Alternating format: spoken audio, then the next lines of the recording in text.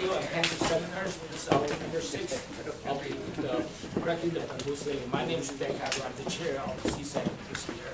I was the president of CSEC last year. So nice to have everybody here. I think we're going to have a great seminar. And you probably remember this is number 6. The very first one is the communication and the presentation skill. Number 2 is the ability to make a conversation at work and at play. The third one is the ability to receive, to resolve the conflict. And last week was talk about business. And this one here, we will talk about how do we, I guess I'll try to read it because it's hard to read, how to receive the constructive advice. And also in addition, we're going to show you how to be a host and how to be a guest. And so that way we can all work together as a family. The reason I'm thinking about that was because I imagine you guys will invite me sometimes to your house, right? Just a yes. Okay. So I want you to be a very good host. And I will learn to be a good guest as well. So that way we can have really good dialogue and things will work out together. This seminar is organized by 2 organizations, CSEC and NAAP. I have a hard time with exactly what it is, but it's like a National Asian Professional Community that way. Okay, so we're proud to host that. The whole seminar is organized and by Judy, and Judy is Judy Well Associate. So I'm going to, before I have asked Judy to be here, and I'm going to go over some of the material that you have right now. Give me a few minutes to go over that. And some of the material, Judy, you will go over that, okay? And the first one, yes, obviously you can see this one. And also I have a flyer go with that, so you have the bio for our speakers. That way you can get a better understanding of what we try to do and each speaker's bio there. And the second one I handed out is, this is a seminar that will talk about the U.S. law affecting Chinese American science and technology. That will be scheduled and hosted by 2 associations. One's Tsinghua University, one's Beijing University. And so I put it in here. I think it's important for seminar for all the science and engineering to know, to understand the current U.S. law, especially you are in an interesting position. And we have here the chair of the Beijing University, Tsinghua University. Okay, sorry. You want to say a couple words about this seminar? You are the one the organizer. Hello everybody. We have another event, short commercial. Next Sunday in Caltech, we are talking about U.S. law related to science and technology. We have 2 very high-profile cases, Sherry Chen and Xiaoxin Xi, recently. We will invite Sherry here and also some lawyers with the Asian American Bar Association. We will talk about the laws, what's related to laws, export control, and trade secret with science and technology. I hope we think this will benefit everybody, how we behave in our work, in our life, will make our job, our life easier. Thank you very much. Okay. And with that, I'm going to ask Judy, would you come up here and introduce today's program and today's speakers and all the special guests. Welcome. How many of you have been at least to one of the seminars so far? Oh, almost all of you. How many? 2? Good. 3. Wow. Yeah, you've been at all of them, Don Kai. Well, first of all, I also have some handouts that I gave you, and so I want to make sure that you fill these out. There are evaluation forms for our 2 major speakers today, Cindy Carpenter and Michael Alexander. So please fill those out and hand them to Jennifer on your way out. Secondly, there's a release form, and this is because we are taping, videotaping, and audio taping the presentations, and you may find yourself up on a Toastmaster website. So we have to have you all sign this just to say that you agree to that. And then lastly, we have a special treat today. How many were here in November and heard Jeanette DePatty? 1, 2, 3, 4, 5. Great. Well, those of you that haven't heard her, you missed something wonderful. So you'll get a little snippet today. She's going to come and give us about a 10-minute overview of her presentation, which was like 2 hours, 2.5 hours. 2.5 hours, yeah. So you really missed it. But Jeanette is known, and this is by her own definition, also known as the fat chick. She has a business where she makes us all feel comfortable in our skin. She has an exercise class for those of us that are a little bit more rounded, and she's been doing this for a long time. And not only that, she is a computer and technology, I would say, expert. She just told us today, was it 45,000 words? She just wrote a 45,000 word program that'll be at a huge convention for National Association of Broadcasters. National Association of Broadcasters very soon. Not only that, but she has worked with CBS, ABC, NBC, Disney Studios, Hollywood Studios, and has written a book. I mean, she has done everything. And she also said that Wall Street Journal wrote her up, and the only reason that she was really pleased with that was because that was the only newspaper her dad read. So I want you, first of all, to welcome Jeanette as she comes and gives us an overview of a 2.5-hour presentation in about 10 minutes. So let's welcome her. Hi. So, as she mentioned, my name is Jeanette DePatty, and one of the things that I do is that I help engineers talk about what they do. So I am translator, right? I translate between geek and CEO and investor money guy. I speak those languages, so I can help you learn to speak those languages too. In November, we talked about making small talk, and we talked about communication styles. We talked about physical communication styles, our bodies, our tone of voice, and the words that we choose. I talked about the 3 main communication styles. There's passive, assertive, and aggressive. So passive means I'm much more interested in hearing what you have to say than what I have to say. Aggressive means I have no interest at all in what you have to say. I only want you to hear what I have to say. Assertive is in between those. Assertive is, I think what you have to say is interesting, but I also think what I have to say is interesting. So if you think about these communication styles as a continuum, right? Passive, aggressive, assertive in the middle. The United States communication style is so far on the assertive side that it's almost aggressive, right? It's not at that comfortable place. It's a little bit uncomfortable. So one of the things that we have to do to succeed, to bust through that bamboo ceiling, is we have to learn how to move along that continuum in a way that allows us to communicate that makes us seem powerful and knowledgeable and leadership material, right? We've heard this term before. So one of the things that we have to do is we have to be prepared to fail. And not fail little, fail big, right? So I had a mantra that we said over and over again during my 2.5 hours, and you guys can repeat after me. I will fail. I will fail. But that's okay. That's okay. Because I will learn and try again. Okay, let's do it one more time. I will fail. I will fail. But that's okay. That's okay. Because I will learn and try again. Okay, that right there is the difference between the men and the boys. Okay? The guys and the ladies that succeed are willing to fail. They're willing to come out of their comfort zone a little bit and fail. Okay? Now, in talking about these cultural differences, one of the examples that I used was cups of soda. You know, you go to McDonald's in this country and you get a small soda and it's pretty big. And you get a medium soda and it's big.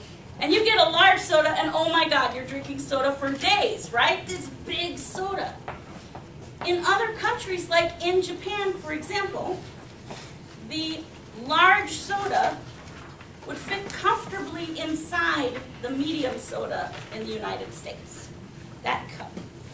So you have to be sure that when you're filling your cups, and you're filling your cups with your energy and your enthusiasm and your willingness to put your opinion out there. You have to be on the right cup scale. So the cup scale in your country might not map to the cup scale here. So that's part of learning where you fit on that scale. Okay, we also talked about body language, and we talked about proximity, how close you stand to somebody, right? Does anybody who was here before remember the 3 kinds of spaces? Anybody remember? So there's personal, and there's social, and there's public.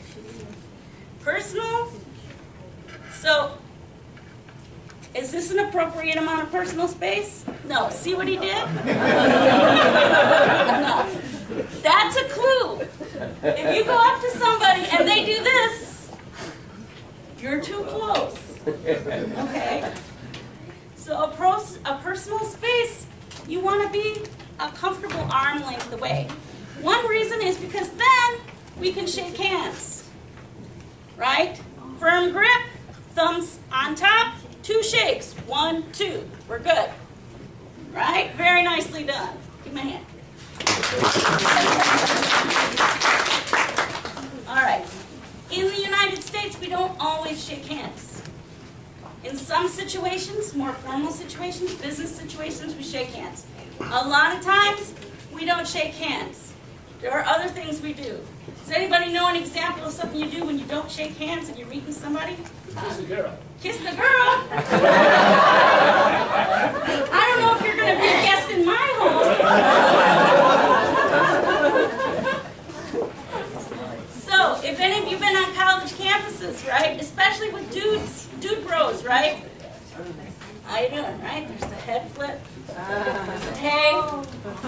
We say hi, we might wave, right?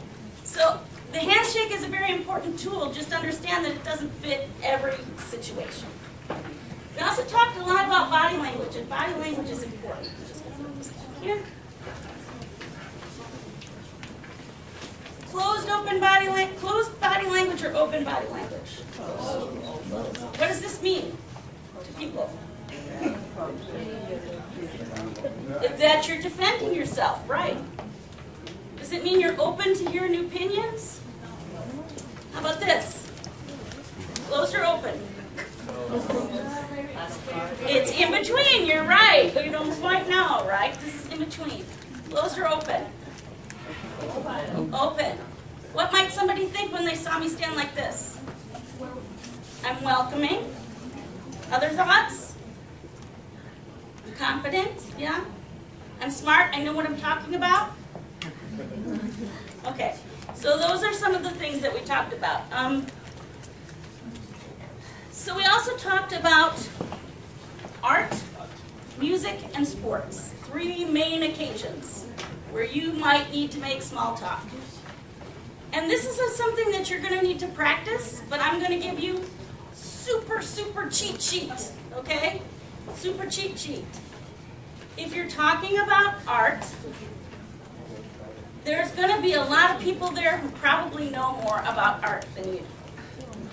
So you're probably not going to be able to be the smartest art person in the room.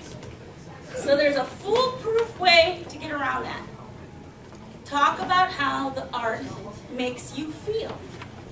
Or talk about something that the art makes you think of.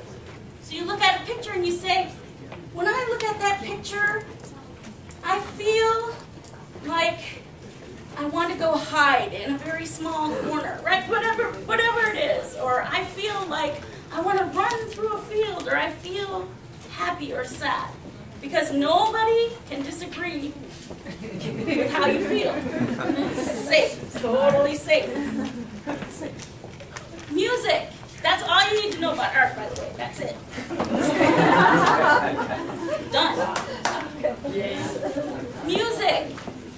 The only thing you need to do is to be aware of how noisy or quiet the venue is. In some places, say a classical concert, you sit very quietly. And it's confusing as heck to know when you're supposed to clap. So you just wait till other people clap and then you start clapping. That's the easiest way to do it. Okay? Some venues, like if you're going to go hear a Slash concert, you can jump up and down and you can scream and you can do all of that stuff. Couple tips: if you're in the mosh pit, you must mosh. Okay? And don't be that guy that sings louder than the main act to every song. Don't be that guy. Sports. It doesn't matter if you have no idea what's going on the field. You don't have to know. Just enjoy it, just relax. The great thing about sports is it usually comes with great food. So, if nothing else, you're going to be fed well. You're going to eat well. Couple of tips: pass the hot dog down the road, right? Don't take a bite out on the way. Pass the money back and forth. Share with. There's one thing you need to know about sports: monkey see, monkey do. Look around you, see what everybody else is doing. Do that. It's really. I think sometimes we try and make it more complicated, but it really isn't. So I talked a lot about a lot of things in 2.5 hours, but that is a very, very concise overview. And if you are interested in having me come and speak with you or speak with your company about translating engineer talk into normal people talk, into everyday people talk, into people with money talk, come and get one of these sheets from me or a business card. Thank you. Thank you so much, Jeanette. And I also forgot to say that she was on the Katie Couric show, and I wanted to mention that especially and forgot that. So you can imagine what you missed and how much fun you would have had if you'd been here. So she might come back and do something else for us again. We'll see. So now I'd like to introduce the other two speakers we have today. First, I'll introduce Michael Alexander. He's a PhD energy economist and a professional witness with an enviable track record of favorable rulings for his clients. He's not going to talk about that today. He's also an award-winning speaker with over 25 years in public speaking. Michael's parents taught him that one important lesson in life is that everything is interesting. And as a result, Michael spent years learning how to learn. As you would expect, he knows a great deal about economics, but he also understands history, law, religion, juggling, fire eating, technology, speech, debate, and a host of technical subjects. Now, he could take any one of those and speak about those. He recently taught middle school students on topics such as congenital heart defects, the detection of art forgery, you and Jeanette should get together, and public speaking. He was also involved in setting up and running a portable dental facility as part of a public outreach program. In a nutshell, Dr. Alexander believes that you never get better by doing things that you already know how to do. In this seminar, which he will do as a second part of our session, he will teach you how to learn from others, how you can improve what you can do to do that by receiving corrective and constructive critique. So he will be speaking after our next speaker, who is Cindy Carpenter. Chances are in the next year that you will either be invited to a party or you'll be hosting one. In either case, what does it take to be memorable and make sure that your guests have a great time? Our first presenter has organized, thrown, and attended a gazillion. Now, I don't know how many that is, but that sounds like a lot. Parties, from intimate small gatherings to with a few close friends to large-scale productions of several hundred, and everything in between. Years later, people still talk about these events. And I want to know when you're inviting me to one of those, Cindy. And what makes them special? Well, she's going to tell us today what to avoid and what are the must-haves. You are about to find out. At the end of this session, you will be given a comprehensive handout covering all the points presented. So you don't have to take notes. It'll be very interactive. And if you want to ask questions at any time, just raise your hand. She's open to that. In fact, she loves them. So just sit back, relax, and get ready to pick up a few pointers for throwing a successful party like that. Please help me give a warm welcome to the Creative Fireball, Cindy Carpenter.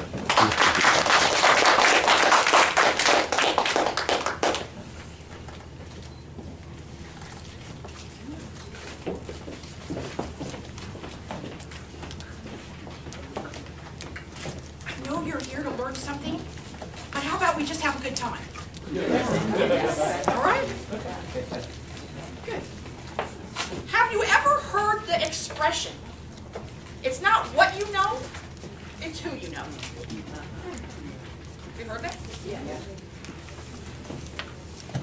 There's a lot of truth to that statement, and there's no better place for you to meet other people, to make new business associates, to make new friends, to perhaps meet your future spouse, than at parties. And if that's true, how can you make sure that you're always invited? You're going to learn a couple of tips tonight to make sure you're always on the guest list. Because you never know. It might be that one special person you meet at that party. Do you want to be obnoxious? Do you want to be the person they don't ever want to have back? Good, well then if you pay attention today, I'll guarantee you, you'll be the person that will be on all the lists. Now what about if you're throwing that party? Do you want people to show up? Do you want to send out a bunch of invitations, spend a bunch of time, spend a bunch of money, and nobody comes? Okay, then you're going to learn some tips to make sure that doesn't happen.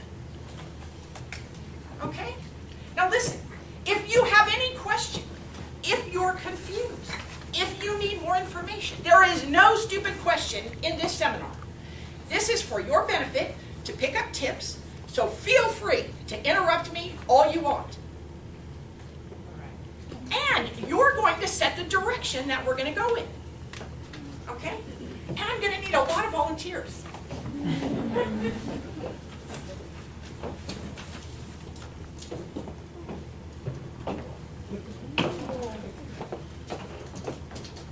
Now we have a little game board here with 5 things you always want to do as a host and 5 things you always want to do as a guest. Is this everything in the world you should do? Well, I only have an hour, so I brought you 5 of the best tips in each category. Who wants to be the first one to pick one? Would you like to pick one? Come on up and peel it off. Any one you want, either side.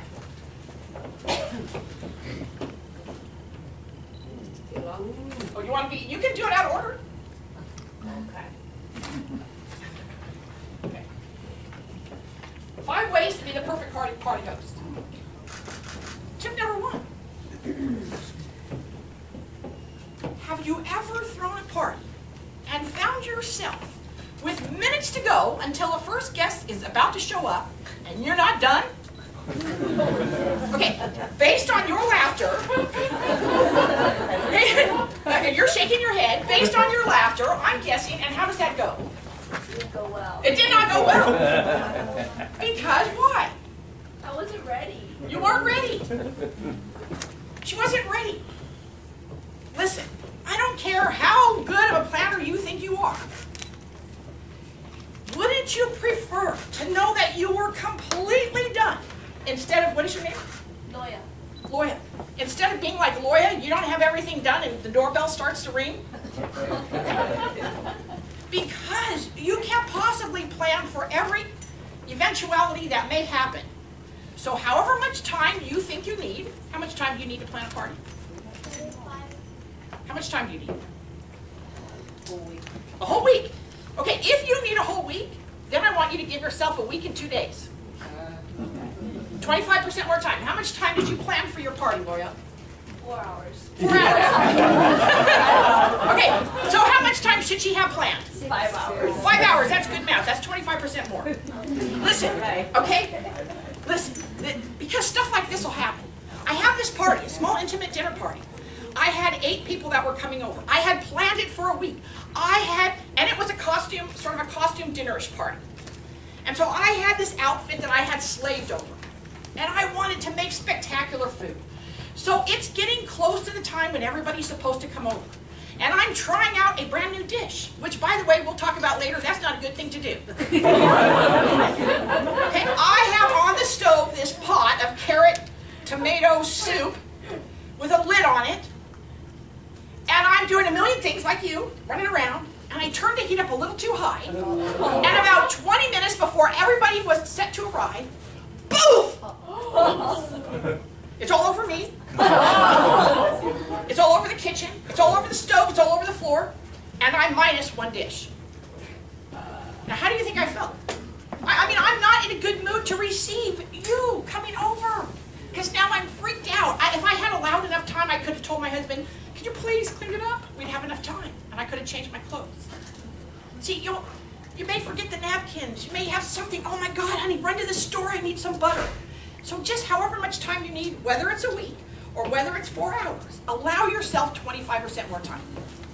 Okay, who wants to pick up the next one? Either side, out of order. Come on up.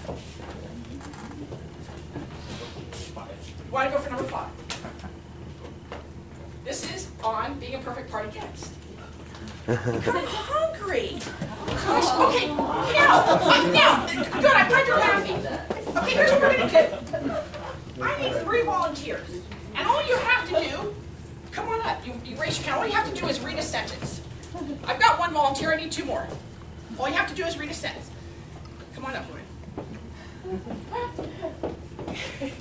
I need 1 more. I need a guy.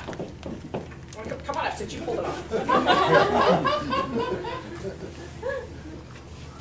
Okay, you're the chef. Okay, you're going to read that. Come on this side of him, you stand in the middle. Come on this side of him. And when I tell you to read number 1, I want you to read it number 2, okay? And you're just going to read that when I tell you. Hold this, okay? Okay, ready? Now wait a minute. Okay, you spent a lot of money and a lot of time to prep this party, okay?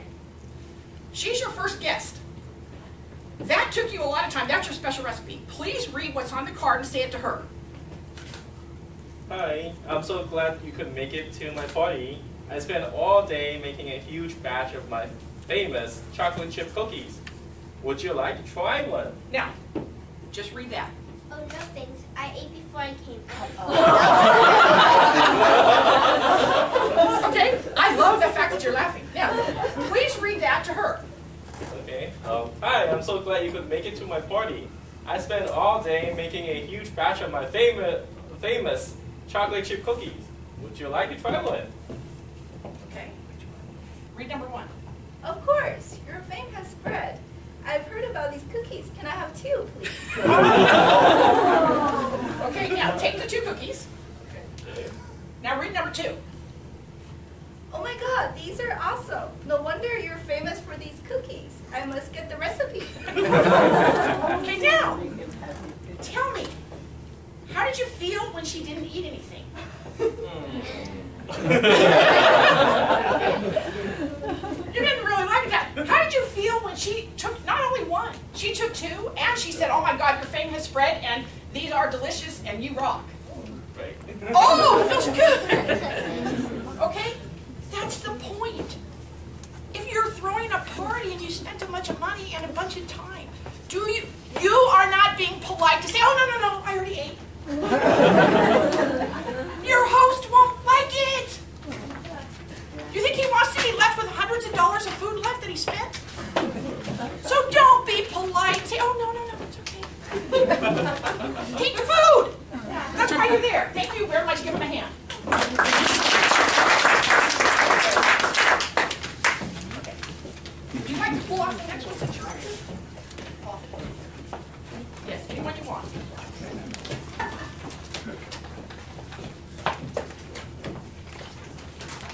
Okay, under 5 ways to be a perfect party host. Pamper your guests. I want you to think about this. You go to a party. You already don't know most people. You've never been in their home. You walk in the door. You're 15 minutes, 20 minutes late. The party's already happening. Where do you go? Where's the bathroom? Where do you put your purse? Where do you put your coat? You have no clue. You're lost. Do you know? You remember correct? I'm sure that that has happened to you. Would you mind coming up for a second? Yes, yes. Okay. No, right here. Knock on the door. Oh, by the way, what's your name? How? Hal? Uh-huh. Hal.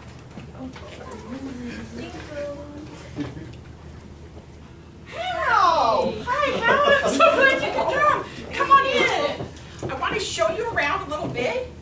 This is where, come on, Hal. This is where we have the food in the kitchen right here, my famous chocolate chip cookies. Wow, that's great food. Okay, out the door to the right is the bathrooms. Thank you. Okay, and let me take your jacket. Thank you. You don't feel so lost, do you? Right, yeah. We all love to feel pampered. We all feel so lost. It's your house. You're familiar with where everything is, but when your guests come in, they have no clue what room they should hang out in, where the food is, where the drinks are. You don't know. So if I pamper you, even just for 30 seconds, 60 seconds, I've got you off to a good start. Okay? Pamper your guests. Pamper your guests. Thank you, Hal. Thank you. How can Number 1 on 5 ways to be a good party guest. Don't come empty-handed. Don't come. Wow, you're a fast learner. She came to my party empty-handed. Don't come empty-handed. 2 things that most people bring that aren't necessarily good. And I bet you'll guess the first one. Wine. Thank you. You guys are awesome. You just said the 2 that I'm going to recommend you don't bring. Wine and flowers. And I'll tell you why. Good. I'll tell you. Flowers die. That isn't the reason, but thank you. That was good. Flowers. Let's think about this. Here's why it's not good to bring flowers. I'm planning a party. The doorbell starts to ring. Everybody starts coming over. I need to pamper my guests. You walk in with a bouquet of flowers with no vase, and guess what I have to do? I'm now in the height of all my preparation and pampering my guests. You are forcing me to stop, find a clean vase, cut the stems, arrange the flowers. You're creating a job for me that I don't want to do right now. Now I could throw them in a jar, and then I look like I disrespected your gift because I don't want to spend a bunch of time arranging the flowers. I don't want to disrespect you by throwing them in a glass, but I don't want to take the time because Hal's knocking on the door. So if you're going to bring flowers, bring a vase or bring them arranged. Right? Do you want to spend all that time, and what if you can't find a vase? So they're not necessarily a good gift. Now, what about wine? It can be, but you have to be careful. What if your hosts don't drink? They don't really appreciate a bottle of wine. I mean, they could re-gift it. But if you know that they don't drink, don't bring a bottle of wine. So what could you bring? Listen, I'm not talking about you having to spend a lot of money at all. Something such as a little chocolate is fabulous. Everybody loves chocolate. Chocolate's good. A little handmade piece of soap wrapped up in a nice paper. Everybody could use a nice bar of soap. It only costs you $3 or $4. You could bring in a nice jar of local honey that perhaps you got at the farmer's market. That'll cost you $4 or $5. Everybody could use a little bit of honey. You could bring in infused vinegar, some nice olive oil perhaps. If they're a chef, a little bouquet of herbs, a small kitchen towel. Listen, I'm not telling you to spend a ton of money, but $5 to say, thank you for inviting me. Thank you for thinking of me. I appreciate being a part of your party. I brought this for you. Goes a long ways. A long ways. Okay? I have a question. Okay, question, yes? What about food from your house? If you have wonderful avocados. What about what? What about food from your house? Absolutely awesome. I love it when people come over to my house and bring me fruit from their trees. I love it. I'm sure, I see lots of heads going like this, right? Yes. Fabulous gift. And you know what? If you can put it in a little gift bag with a little bit of tissue, man, you're my best friend. I'm going to invite you back because I love those avocados. Okay.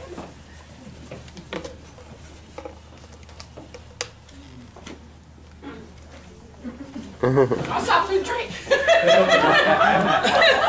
I endorse this. 5 ways to be a perfect party host.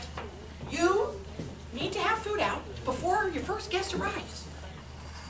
And there needs to be food when the last person leaves. If you want to throw an awesome party. It doesn't have to be a lot. It could be a few bowls of chips or crackers or whatever. But people come to a party, and one thing they don't like is coming and never having enough food. Now, when I say nonstop drink, I'm not talking about necessarily hard alcohol. You gotta be careful with that. But having a big ice chest where people can get all the water they need. Have you ever been to a party where they ran out of food really soon? Okay, there's a lot of people I see going like this, and it's not fun. Nothing makes a party more than when you have food and drinks all night long. Even something little. Scattered all around. Little bowls and chips and stuff like that. In addition to whatever your main course is. That really makes a good party. Okay. Why don't you come on up and pick one?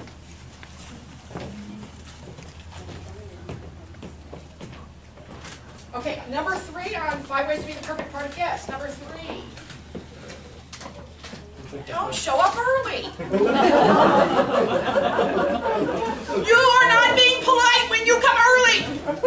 Because people like her are running around at the last minute. Most people do. That's human nature. I do too. It doesn't matter. I try to plan enough time, but I am always running around, and I always have to think of that last little thing. And I thank God that nobody has come and it's 5 minutes after when they're supposed to be here. When you show up early, here's what you do. You put a burden on your party host to entertain you, the sole person, at the expense of everything we have to do to get ready for the party at the last minute. I don't want to entertain you because right now I don't have all the food out of the oven. So I have to make you sit there by yourself. Don't come early. You should come 5 to 10 to 15 minutes late to allow your host to have a little bit of wiggle room to get all those last minute things done. You're not polite to show up early. Don't do it. Got it? Okay, good. Let's do another one. Okay, come on up and pick one. Number 2, under 5 ways to be a good party host. Set the ambiance. Judy, can you do what I was... Okay. Set the ambiance.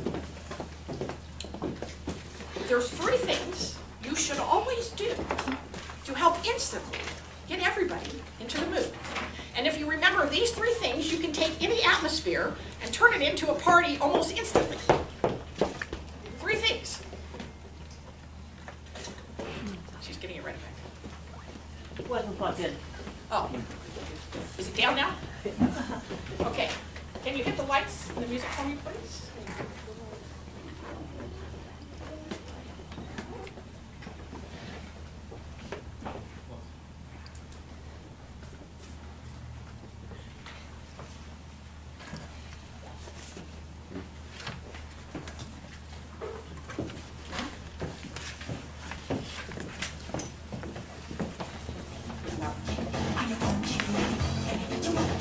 A little louder. Now turn the lights back on and shut the music off. Shut the music off. Okay. Now let's do it one more time. Mute. Now watch. Feel the difference.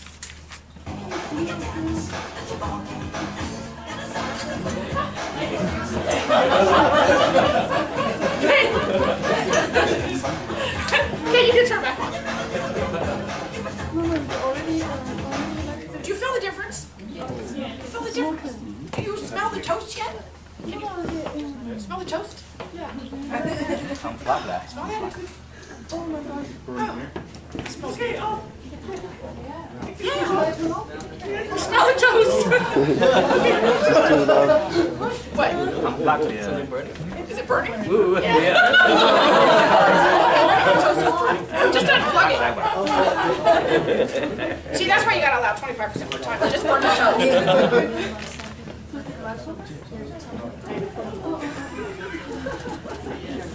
The 3 things you can do to set the ambiance at any party is think of 3 things. You need to have music. And with iPods and Bose and DJs and the internet, you have no excuse to make up awesome party tracks of music. You don't need a DJ.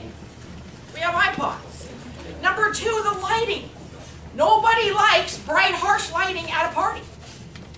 So if you don't have a lot of candles, which are great, guess what? Pull out the Christmas decorations and hang some strands of Christmas lights on the front patio or even inside your living room.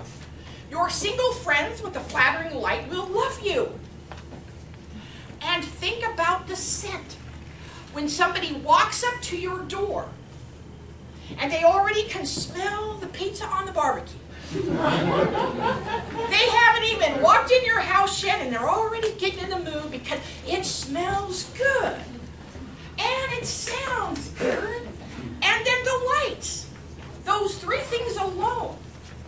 Listen, when I don't always have a barbecue, but I have a large front patio to my house. So I take mesquite, wood for the barbecue, and I soak it, and then it smokes for hours. So you can smell it if you park 3 blocks from my house. And it gets stronger as you walk up to my house.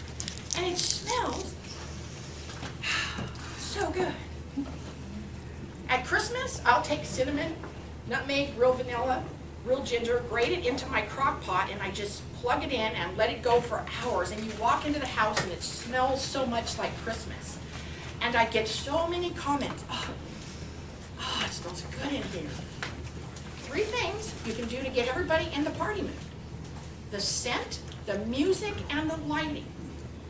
If you don't have Christmas lights, light candles and shut off some of the lights. Did you notice the instant change in this room when we shut off the lights, played the music, and toasted bread? Those 3 things. Okay, let's do another one. Who wants to do another one? Okay, come on up.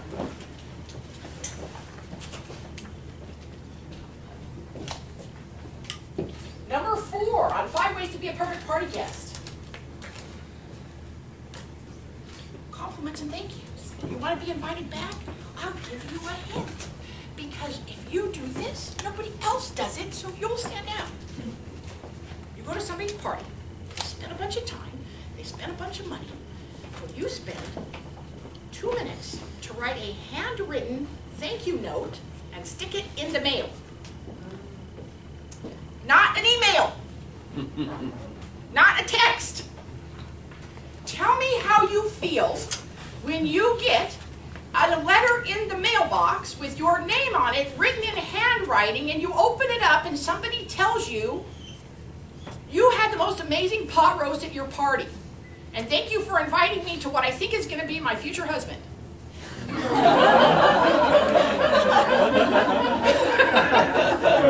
Seriously, that's all it took. Now, it would take me less than a minute to write that note. Nobody does it anymore. Nobody does it. But don't you love it when you get one of those in the mail? See, I know how you feel when you go to your mailbox. You got a bunch of bills, you got a bunch of ads, you got a bunch of everything, and then there is that holy grail that has a real stamp, really hand addressed, and it has your name on it. You either open it first or you open it last because it's special.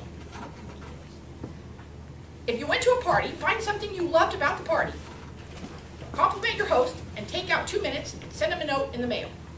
And you will be heads and tails above every other guest who didn't think to do that. 2 more left. And then we're going to have a review. We're going to actually play a little game to review. Okay, who wants to pick out? You want to pick out? On the host. Provide introductions. Listen. This will make you an awesome host. Now watch, it's super easy. Judy, come on up here. Michael, come on up here. Okay, Judy, you stand over there. Michael, you stand here. I'm throwing a party. I'm the host. Judy's my friend. Michael is my friend, but they don't know each other.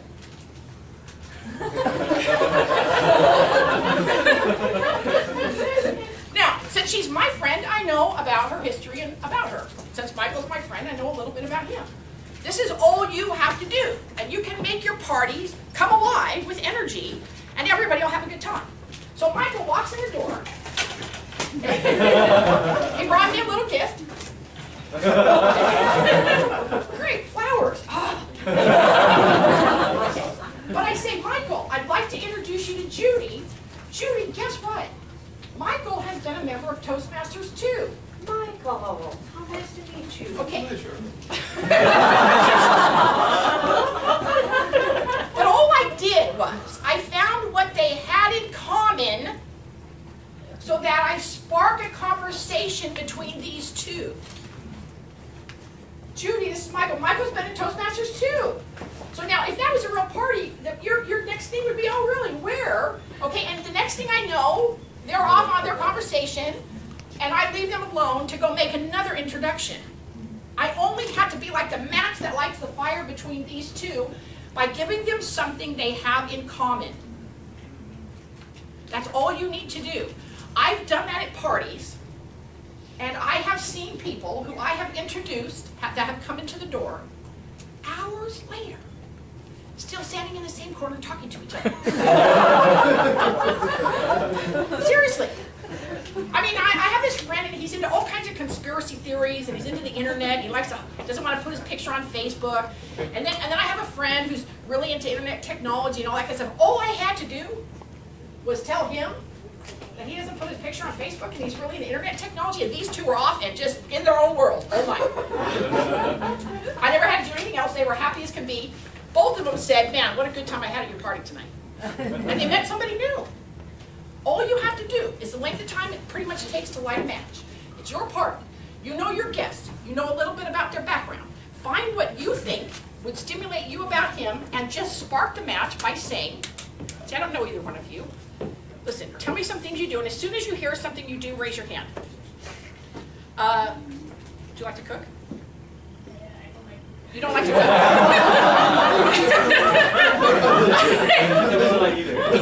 Well, I guess you don't like to eat, right?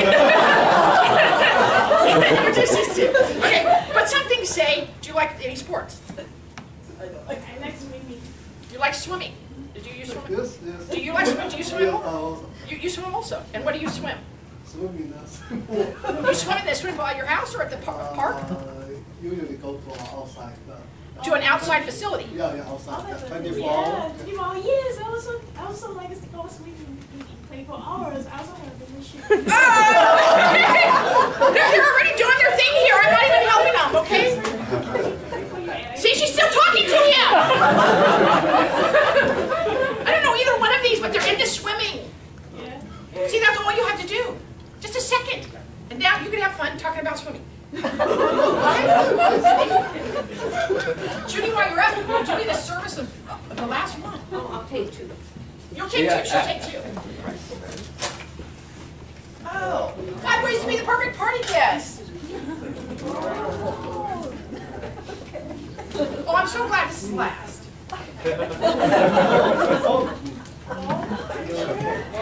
Can somebody in the back please tell me what this says? Ignore your phone. Can you say it louder? Ignore your phone. Can you scream it? Ignore your phone. Thank you. Everybody's using their phone to take a picture of that.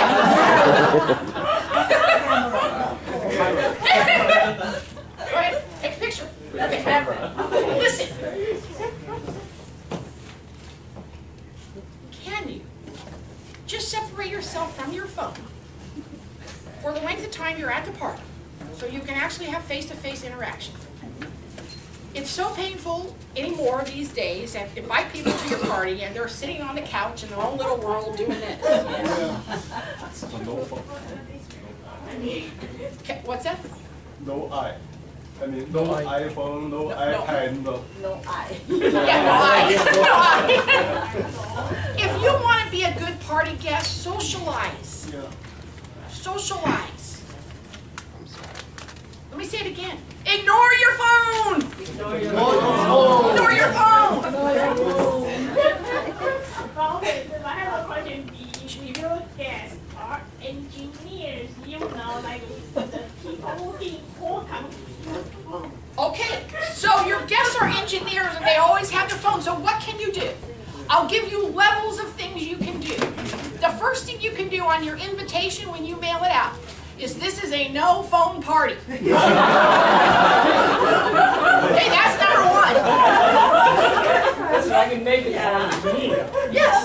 Okay. You can put on the invitation. Level 2.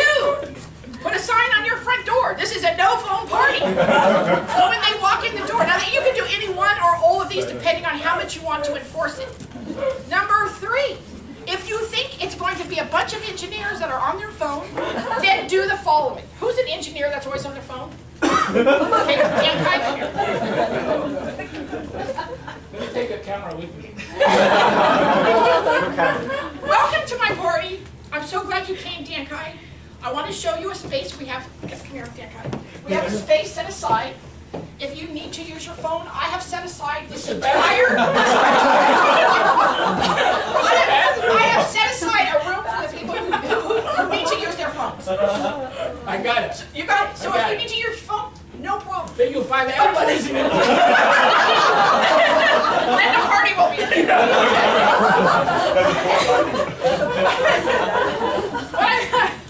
You can actually remember when smoking.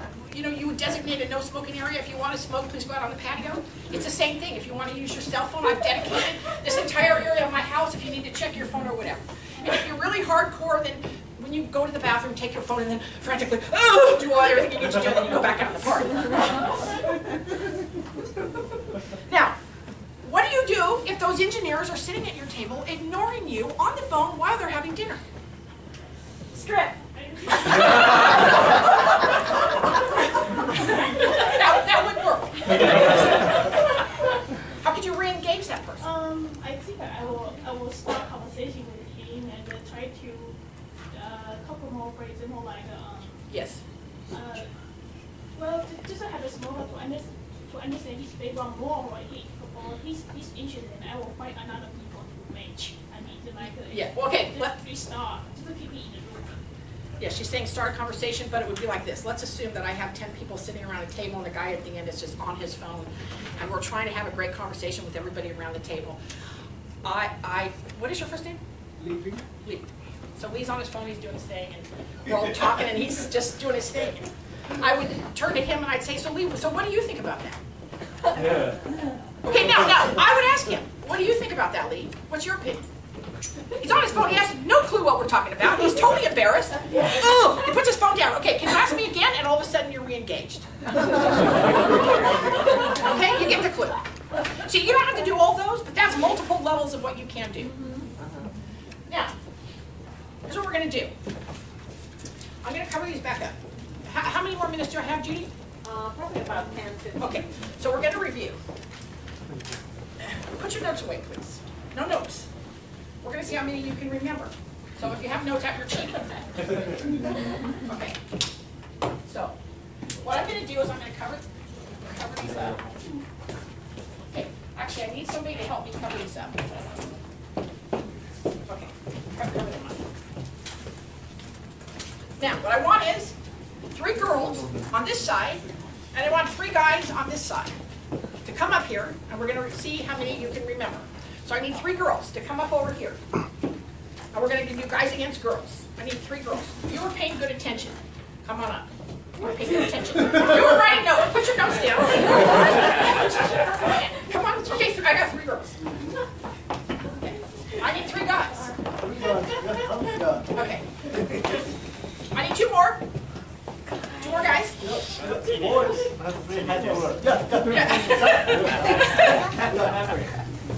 Yes, put his phone away. Okay. I need, cool, I got 3, okay. Okay, I need to keep score. No, come over here.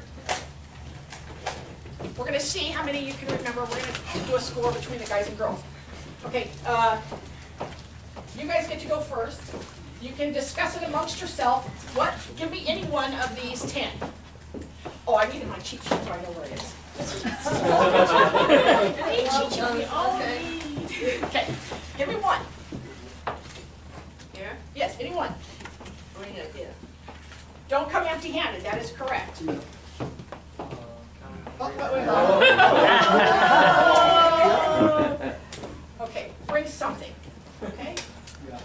Yes. Good, you got a point. Let's go to the guys. I'm hungry. Can you pull these off for me as they say them? I'll tell you which one it is. What did you say? I'm hungry. That is correct. That's on the blue side, number 5. On the blue side. Yellow. Okay, score is 1-1. Okay. Pamper your guest. Pamper your guest. Pamper your guest is on the pink side. It's number 3. Pamper your guest. Score. Okay, guys. Next guy. Non-stop food and drink. Non-stop. That makes sense. That's somebody that I think probably eats a ton, like my son, who's like his age, wants the non-stop food and drink. That is correct. Non-stop food and drink is on the pink side, number 5. Okay, go ahead.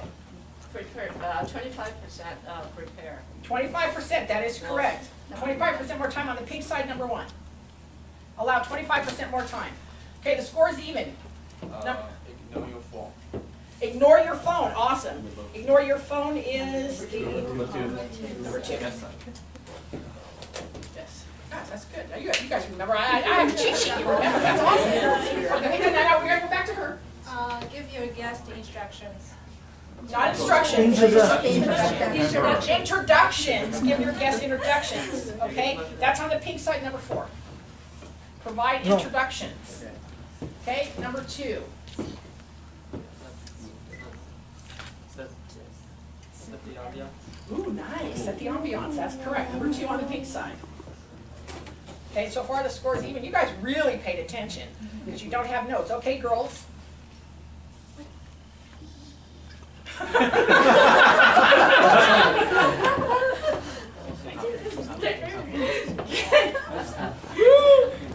I'm going to give you 5 more seconds. 1, 2, Don't come early. 3. Send Don't help us. thank you notes, email. Send thank you notes. Thank you. Okay, send thank you notes. Compliments and thank you. Okay, guys, it's up to you. You can even up the score if you remember the last one. Don't help them in the audience. Last one, guys. Last one. Last one. I'm going to give you a hint. Look at her. Look at her and tell me what the answer is. Thank you! Yay! Give him a hand. You guys are awesome.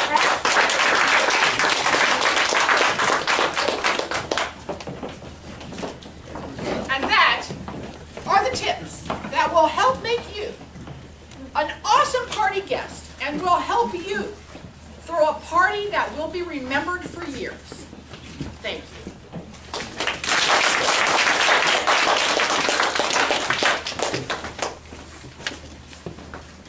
Thank you so much, Cindy. How much fun was that? What we're going to do now is just take a I short brought break. these cookies as a hosting gift. Oh, I've got to have the recipe. So do I. Did you share it or not? In case you're wondering, this microphone is for the people on the internet so they can hear me too. Oh. So if there's anybody on the internet who can't hear me, just raise your hand. I'm not saying anything, so we're probably okay. Can we have the, I'm Michael Alexander. I'd like to thank you all for coming here, and I hope this is useful. I hope this whole series is useful to you. I've been very impressed. And what I want to talk to you about today is receiving constructive advice. Now let me be honest with you. This was a tough speech just to name, because the concept of receiving advice is kind of frightening. So we started off with how to receive criticism. Said, "Ooh, criticism, that doesn't sound good." So we got rid of that. Evaluations. Not sure about I don't want to be evaluated. I mean, I don't have any. So, no evaluations. Advice. Okay, that's pretty good, but advice would still be a little scary. So we went with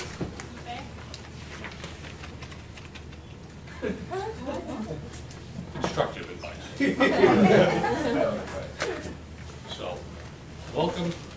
Now, advice is a little frightening for one simple reason. We're all afraid that someone's going to tell us we've done something wrong. Well, we also all want to do our best, right? And we all know we're not perfect. Everyone knows they're not perfect, with the probable exception of my teenage son. But we want to do better. And we're not going to do better. One of my taglines is you never get better by only doing things you already know how to do. People will tell you, people will help you out. They want to become your partners in this. What are my qualifications? Why should you listen to me? First of all, people have been giving me advice all my life. So I'm experienced in being told what to do and how to deal with it. And listening has permitted me to work on the invention of the barcode, to train dogs. I've also trained capuchin monkeys to serve as assistance animals for quadriplegics. I've sung opera professionally. I've done theater makeup professionally. I teach students, particularly in middle schools, about drugs, art problems, detection of art forgeries, math, public speaking, interviewing, etc. I've worked as a successful energy economist and professional witness, and I'm here speaking before all of you today. I wasn't born knowing how to do all these things. Yes? Well, it's professional. Have you ever watched any of those crime shows where the guy gets up on the witness stand and he tells, this is what really happened?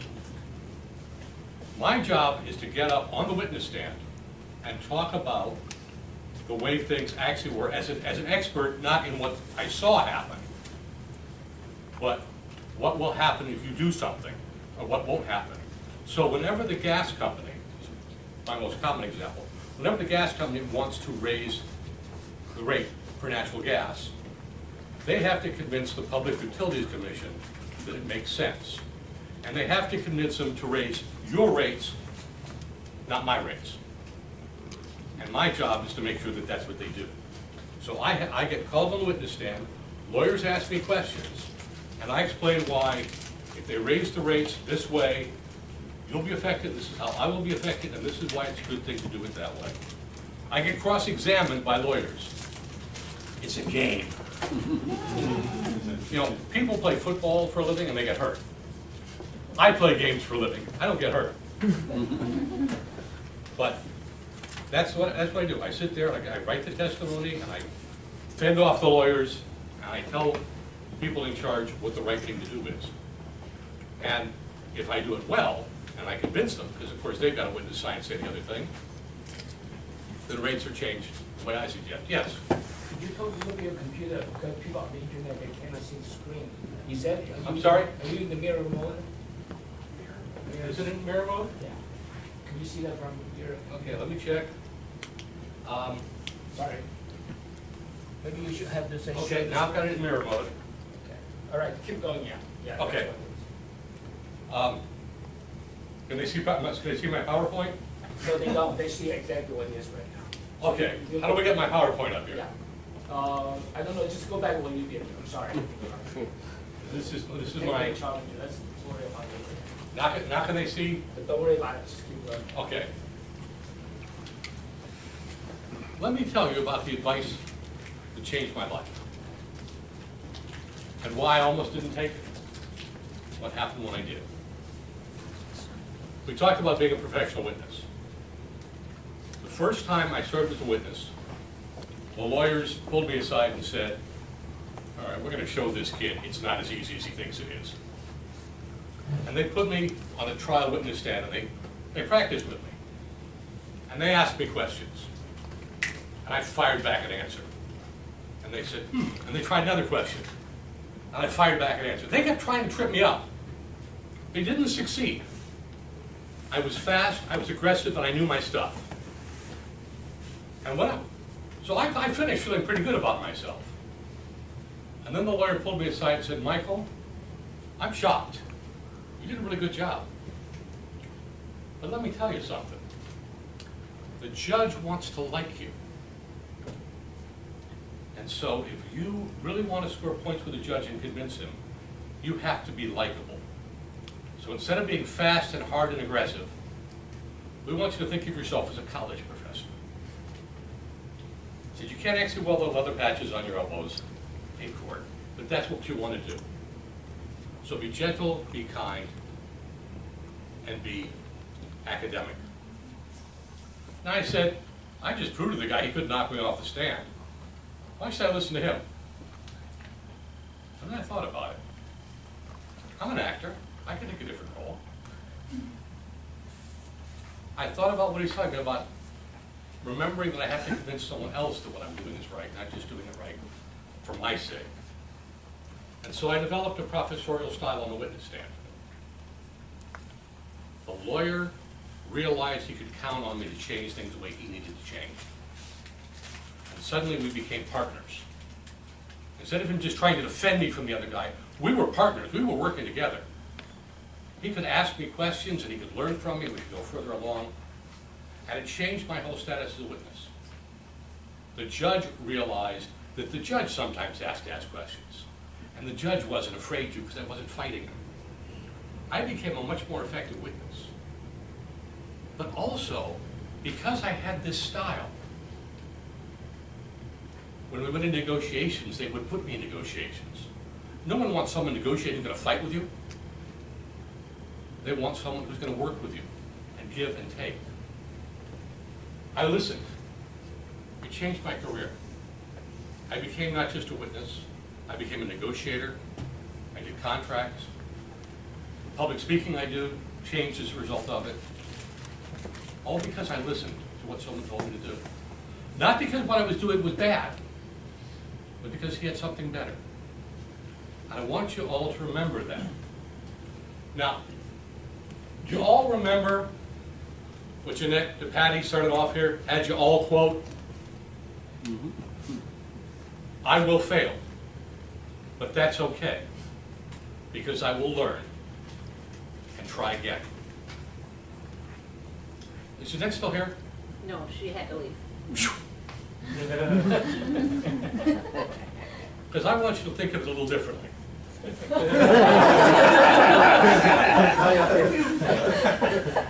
I'm scared of Jeanette. Hard to believe it. People say, I will fail. I make this such a big deal. I will do less than I will be less than perfect. Okay? When someone offers you advice, they're not saying you failed. They're saying it's not quite perfect, and you can do even better. So, with all due respect to Jeanette, and don't forget what she told you, think of it as, I will be a little bit less than perfect. But that's okay, because I will learn from what people tell me, and I will do better next time.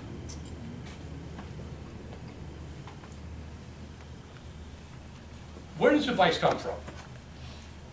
And the answer is, if you think about it, you get advice from a lot of places. And I want you to think about who these people are. You get advice from your parents. Parents on your side? Absolutely. Parents want you to do well? Absolutely. Now I know Asian communities are a little bit more afraid of upsetting their parents than the American community. American communities say, hey, you know, this is great, I passed. Asian parents aren't quite so liberal. An A minus? Really? 6,000 years our ancestors slaved and all you can get is an A minus? But you know what? They love you and they want you to succeed. Teachers, we all learn from our teachers. We all have the greatest respect for our teachers. They're giving you advice. They're teaching you and they're giving you advice. These are people who care. And I've done a lot of teaching in my life. Taught at 5 different universities, taught in middle school, etc. Number one thing I want as a teacher is to see my students succeed. People who give advice may not have teaching degrees, but they're people who want to see you succeed. Remember this. You'll get advice from successfully experienced coworkers who remember what it was like to make mistakes or be less than perfect, and they want to bring you along. They want to share with you. You'll get it from students. Fill in these evaluation forms, please, people. That's constructive advice to me. I want to hear it. Next time I give this speech, I want to be better. This is actually the second time I've given this presentation. I learned a lot from the first time, from what people told me. So fill them in. Fill them in kindly, have a delicate ego. But you know what? I want to learn. It doesn't help if you're too kind. You get advice from books, you learn from books. You learn from friends, and you learn from strangers. Now I will tell you, sometimes those strangers don't know what they're talking about. It may still be useful. If you go to a party and get a and you send a compliment, and the person who threw the party shakes their head and says, "Well, they obviously knew nothing about the recipe. They got it all wrong, but you made them happy, right?" Maybe they've learned, okay, that worked or it didn't work. One of my favorite, by the way, my favorite dessert chef when I was in college, we loved her desserts. She was famous for her desserts. She was diabetic. She never tasted a single dessert she made. But the students told her, "This is wonderful. This needs just a little bit of whatever." And she made the best desserts in the world. Did she know from experience? Well, no. She knew from what we told her. You can learn too. So, basic rule, who offers constructive advice? It's people who want to help. And they more than want to help. They want to be part of your success. They're not criticizing because they don't want you to succeed. They're not criticizing because they want you to be bad. They want to help. They want to be part of your, they want to say, "I taught him that. That was my advice that made that work." And that makes them feel good. So they want you to want to listen to them in the future. Remember that. And it's people who believe in you. They believe you can do better, otherwise they wouldn't waste their time. So do not take constructive advice as being destructive. It's not. It's people who believe in you and think you can do better and want to help. Here's the evaluation form. I want you to fill this out. Now again, I don't need you to tell me I'm the best speaker you ever heard and I'm wonderful. If I want just pure praise, I've got a puppy dog. And I don't need to tell you that tell me that I'm the worst speaker you've ever heard, and I'm pretty much a waste of your time. I've got a mother-in-law.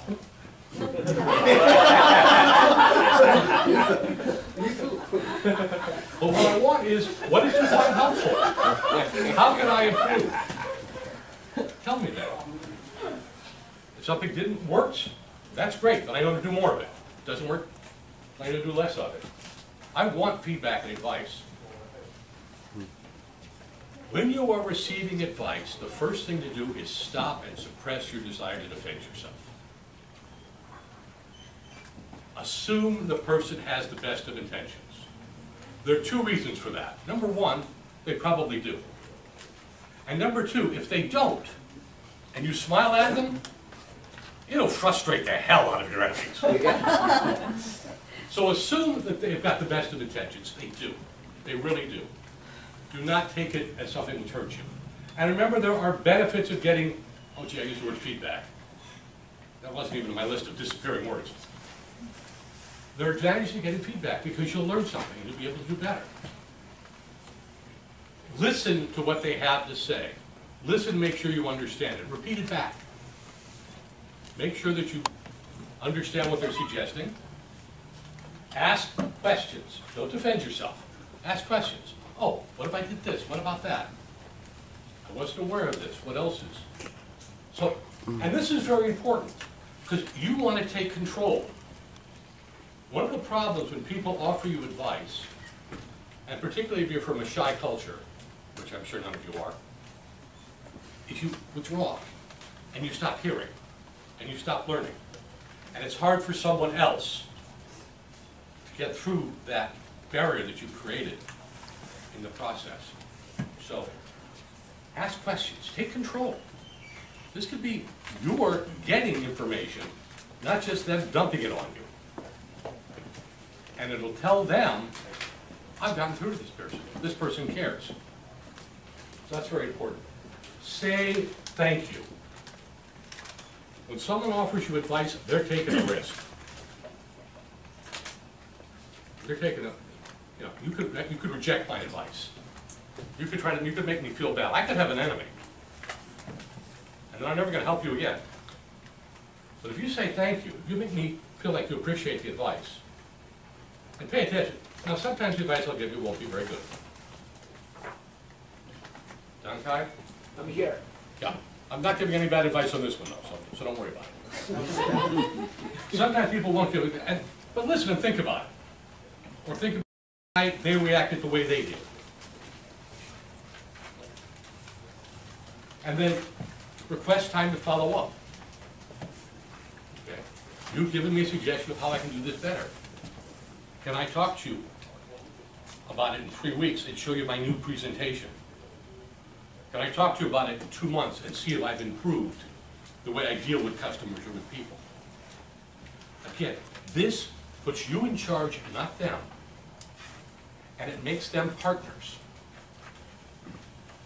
And that breaks a whole bunch of the embarrassment situation. Giving constructive advice is every bit as important as receiving it. By the way, if any of you are under the mistaken impression that this is something that everybody in America knows and you're the only ones who don't know it, you're wrong. Americans have absolutely the same problem with not receiving constructive advice well, or not giving it properly. And so don't worry about it, that's how you'll learn. First piece of, when you give constructive advice, you want to remember, praise people in public, find fault in private. Because if you find fault in public, then they're embarrassed, they're put out, and they're not. But if you praise them in public, hey, they like that. I had really good chocolate chip cookies. You know, I wrote a good thank you note. That's wonderful. In private, you say, you know, but you forgot to send a thank you note. Perhaps flowers weren't the best choice. Then they're not embarrassed, but they have a chance to learn. The other thing, uh-oh. I'm going to delete all the... Pay no attention to that man behind the curtain there.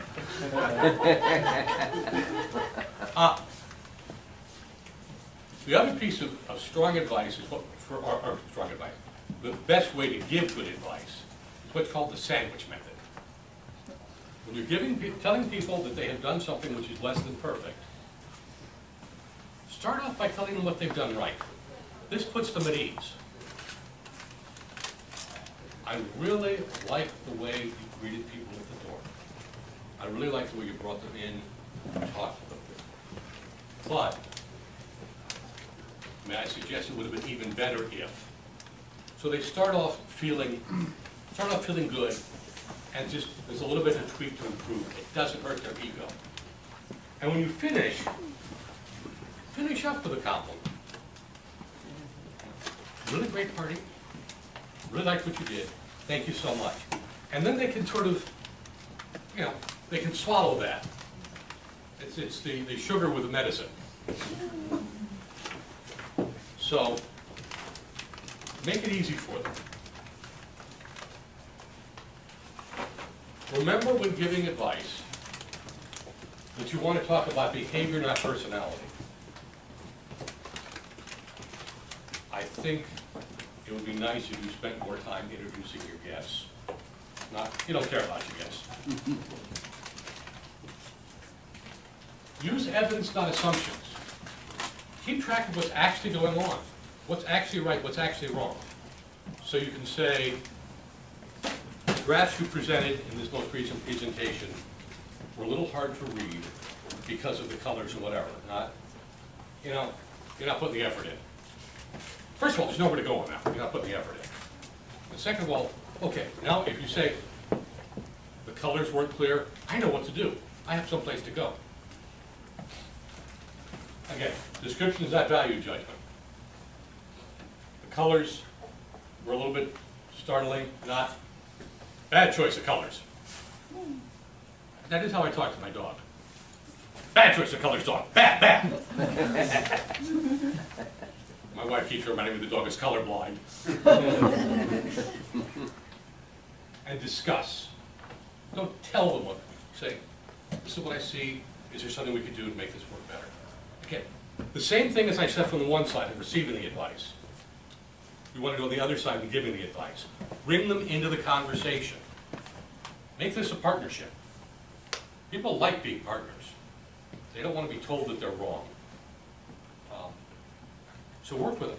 Make them feel that you care. Make them feel that you like them.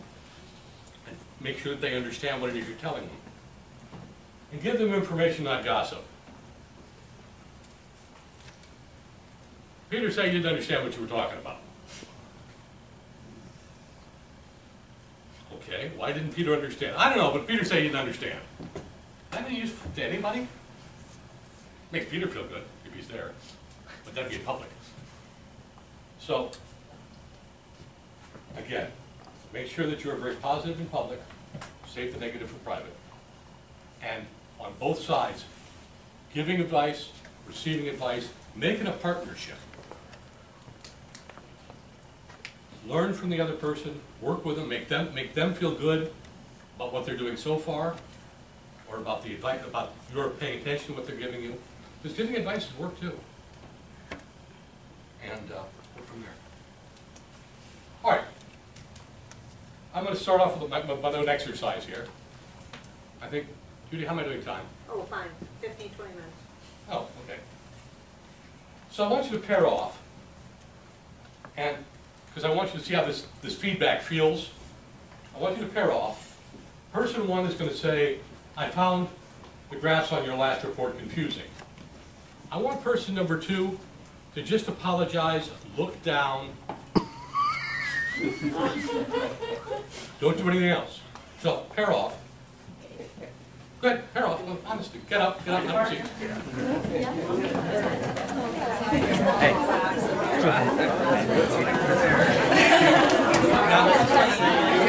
To make it easier for you.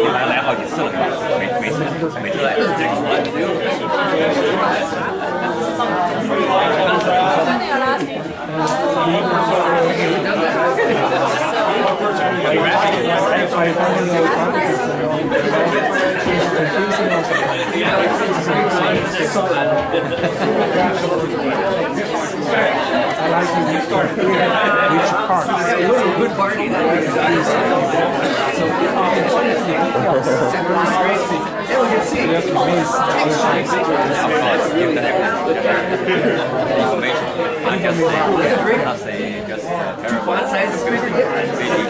I found sometimes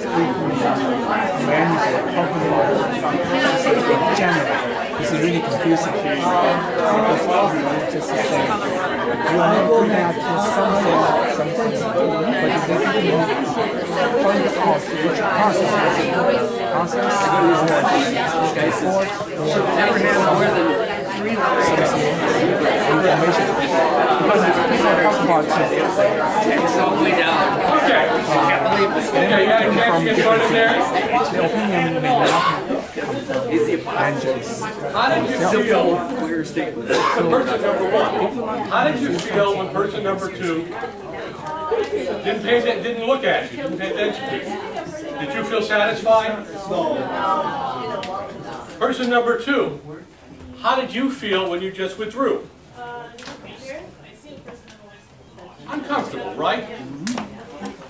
That's why you can't just be shy when this happens. You can't just withdraw, and you can't just think, this is bad. This is really bad. It's not. But if you do that, you're not making the person who gives you advice feel good, so you haven't won an ally, and you haven't learned anything. Okay? Same people, let's pair off. And again, sort of same things. First person, bring that, but the second person, argue that your graphs are not confusing. Anybody can do that. Well, yeah, you can just follow along. So go ahead, same exercise. Okay, you argue. I found the graphs and I got lost. I don't know how more about that. It's perfectly.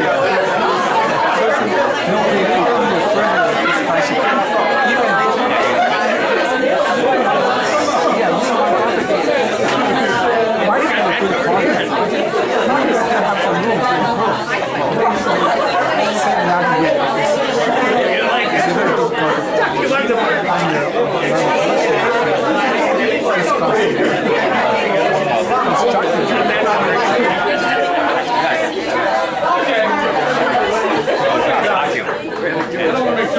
this individual example, but person number one. How did you feel when the other person argued with you? I love it. Great. Was there anybody who said, oh boy, he's arguing with me? You didn't feel good. Person number two. Did you learn anything? Yes. Did you enjoy the experience? No. You didn't. Because again, you didn't make yourself partners, you made yourselves enemies. And that's why so many people have a hard time taking advice. Is because the person feels the need to defend themselves. And remember I said, start off by assuming the best of intentions and listen. That's to avoid that kind of conflict. It gets you nowhere. You're never going to prove your graphs that way. Your boss is never going to give you a raise because, for Pete's sake, he argues with me when I try to help him. So let's not do that. Now, I got one more exercise in this series, but I also realize that some of you probably aren't talking to each other anymore. Yeah. So, I'd like you to pick new partners. You may have to stand up to do this, guys. You may just turn the other way. How, I think you were talking here, so if you turn the other way, you'll be talking to nobody. Standing here next to you. But, all right. Same thing. I found the graphs confusing. Don't argue that they weren't confusing, but just explain why you did them that way. Why, this is the information I felt they had to have. Just explain. Don't fight. Don't argue that the person's wrong, but just explain it away. Okay, go ahead. Let's give it a try. You gotta find some new people there.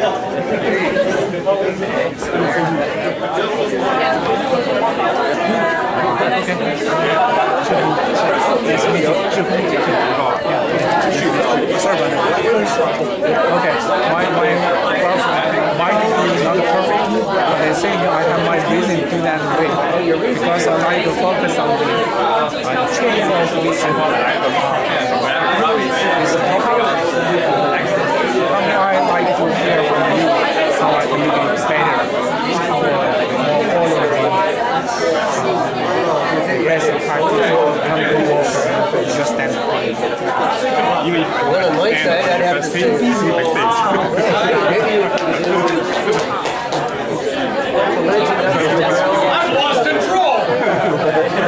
They never lose control! Somebody tell me how to get control. That's advice I'm asking for. Okay. Person number one. You had advice to offer. Did the other person listen to you? Not really. They just told you that what they did was okay. You think they're going to do a better job next time? You think this poor colorblind girl is going to be able to see the graphs now that you've explained why it's important that they be in color? No.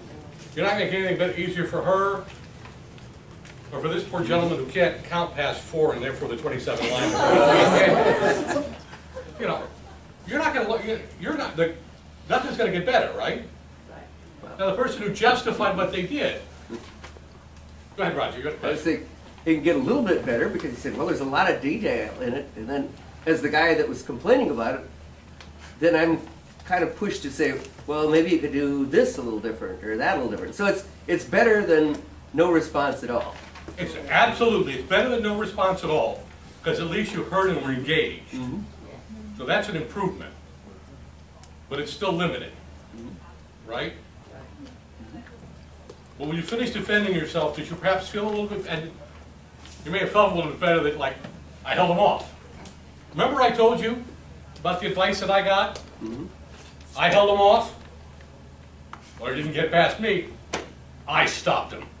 Mm-hmm. And I felt good about the fact he couldn't beat me. Now, I have to be careful to do that on this slide. He didn't beat me. But if I'd stopped there, I wouldn't be helping other people. I wouldn't be improving in the long run, so I'd be shortchanging myself. And that's what you miss when you successfully defend yourself. you missed the chance to improve. Now, you all thinking about that? Does that make sense to you in this last context? Okay. So that's why you want to listen, you know, get involved, absolutely. But let's go a little further to my last exercise here. Trade roles, you're still talking to each other, right? Make sure. All right. Same basic discussion. I found the glass. I'm doing this deliberately. I'm using the same example each time so you can not get lost in the newness. I found the graphs confusing. Ask why they were confusing. Ask what you could do to change them. Ask how you could learn. Thank them.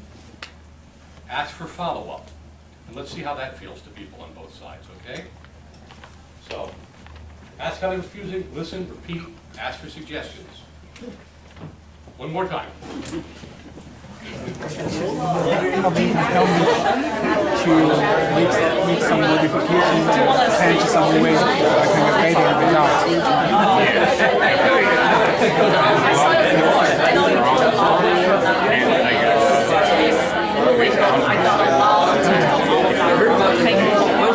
How I try and see what happens.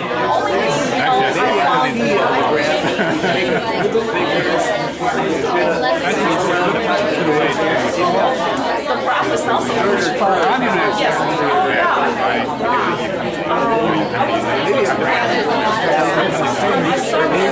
Our workers are these charts, but it's from higher level.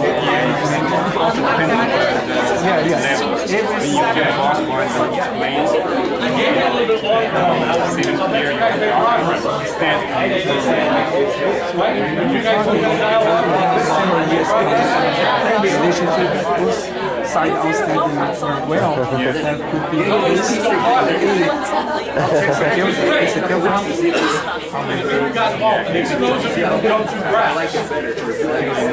Probably starting to think about it differently in this example.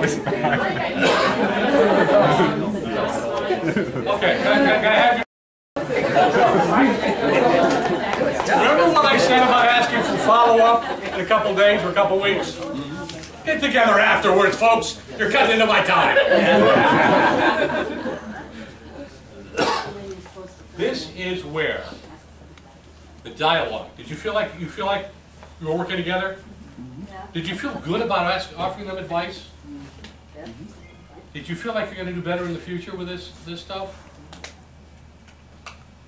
And I realize it hits closer home to some of you than others, but this is kind of my whole point. Once it becomes a dialogue, it's not embarrassing. It's not upsetting.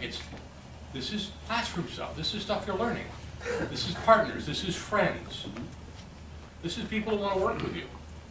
And again, if I give you a piece of advice and you follow it, I'm going to feel pleased, and I'm going to be on your camp. I'm going to defend you in the future.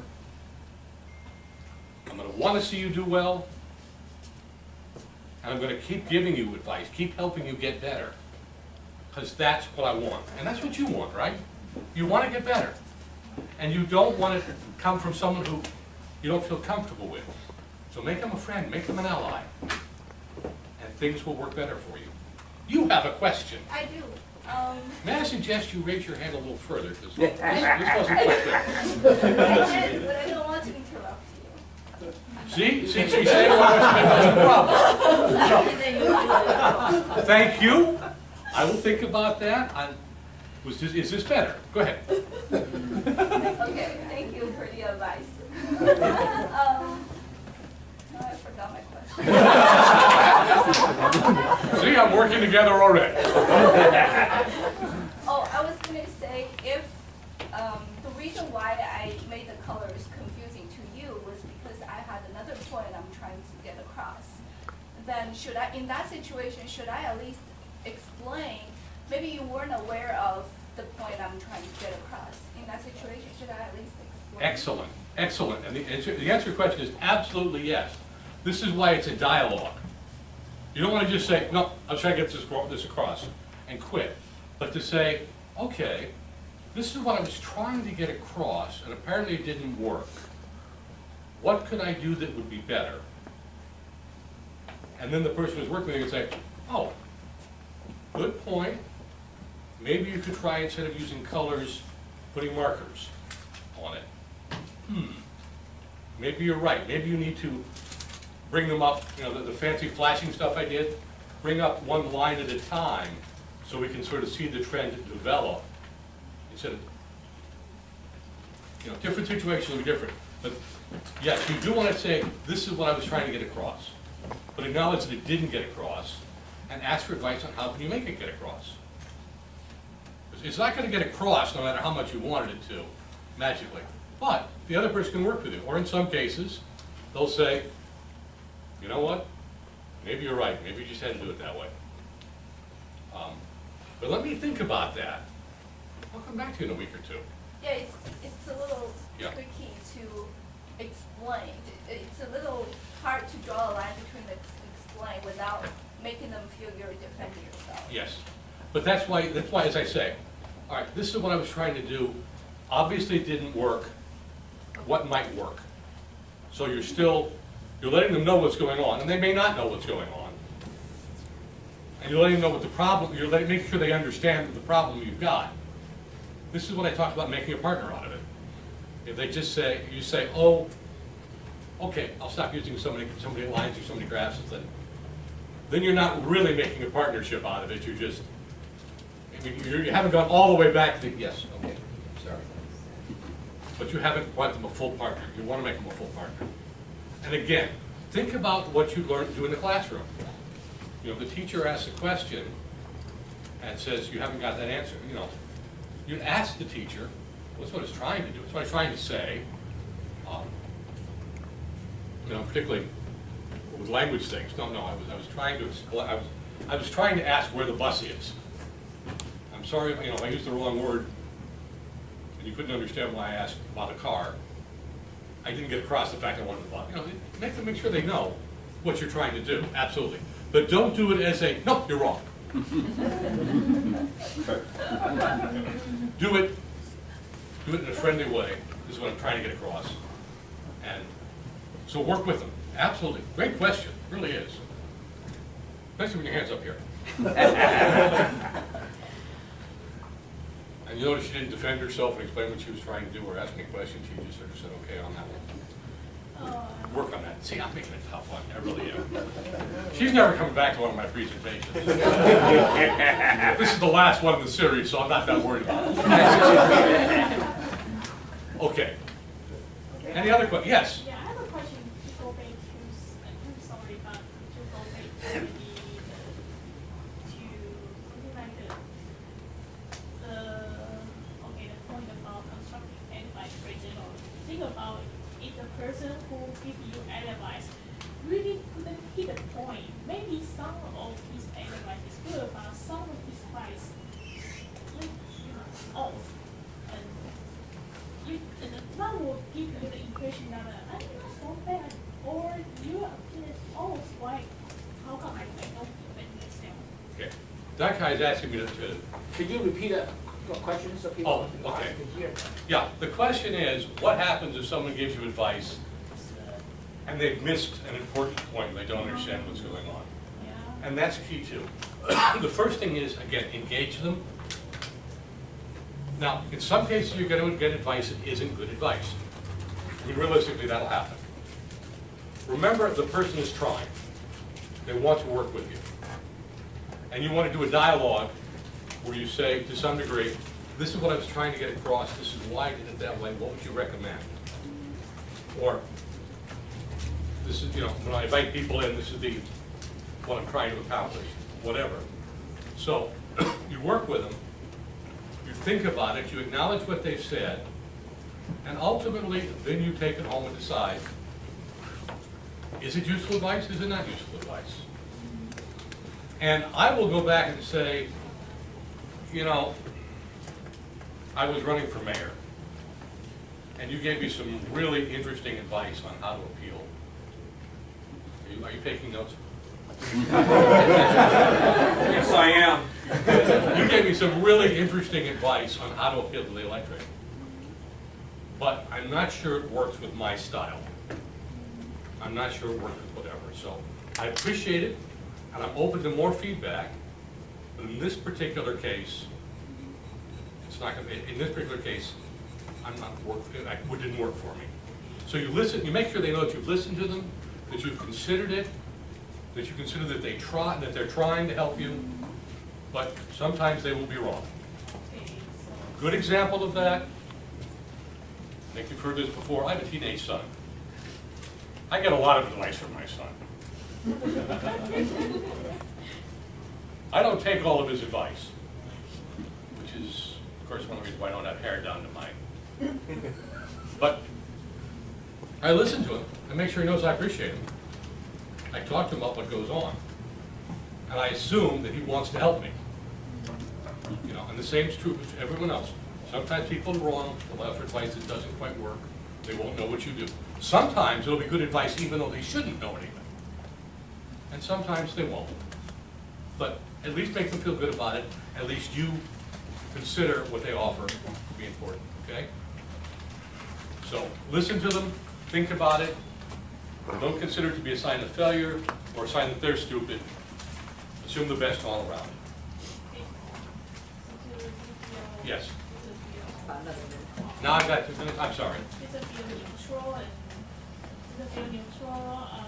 show your acknowledgement even if it's not Right. Always acknowledge them. Always thank them. Always believe they tried. Because fundamentally, I'm going the wrong way. No, I'm not going to grab the thing upside down. I had 1 slide left. It was like, okay, don't get it. I had 1 slide left. I turned it upside down. Remember, the people who offer constructive advice want to work with you. They want to help. They want to be partners. Think the best of them. If you take their advice, they have a stake in seeing you succeed. If you don't take advice but there's still a problem, they may have a stake in helping you figure out another way to do what you want to do.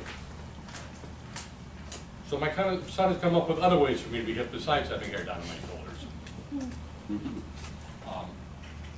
At least my shoes are no longer old man shoes. Yeah. And always remember that the people who offer you advice are doing so because they don't want to waste their time. They think you can be better. They believe in you. So when someone offers you advice, remember, they believe in you. And you should believe in yourself. Thank you very much.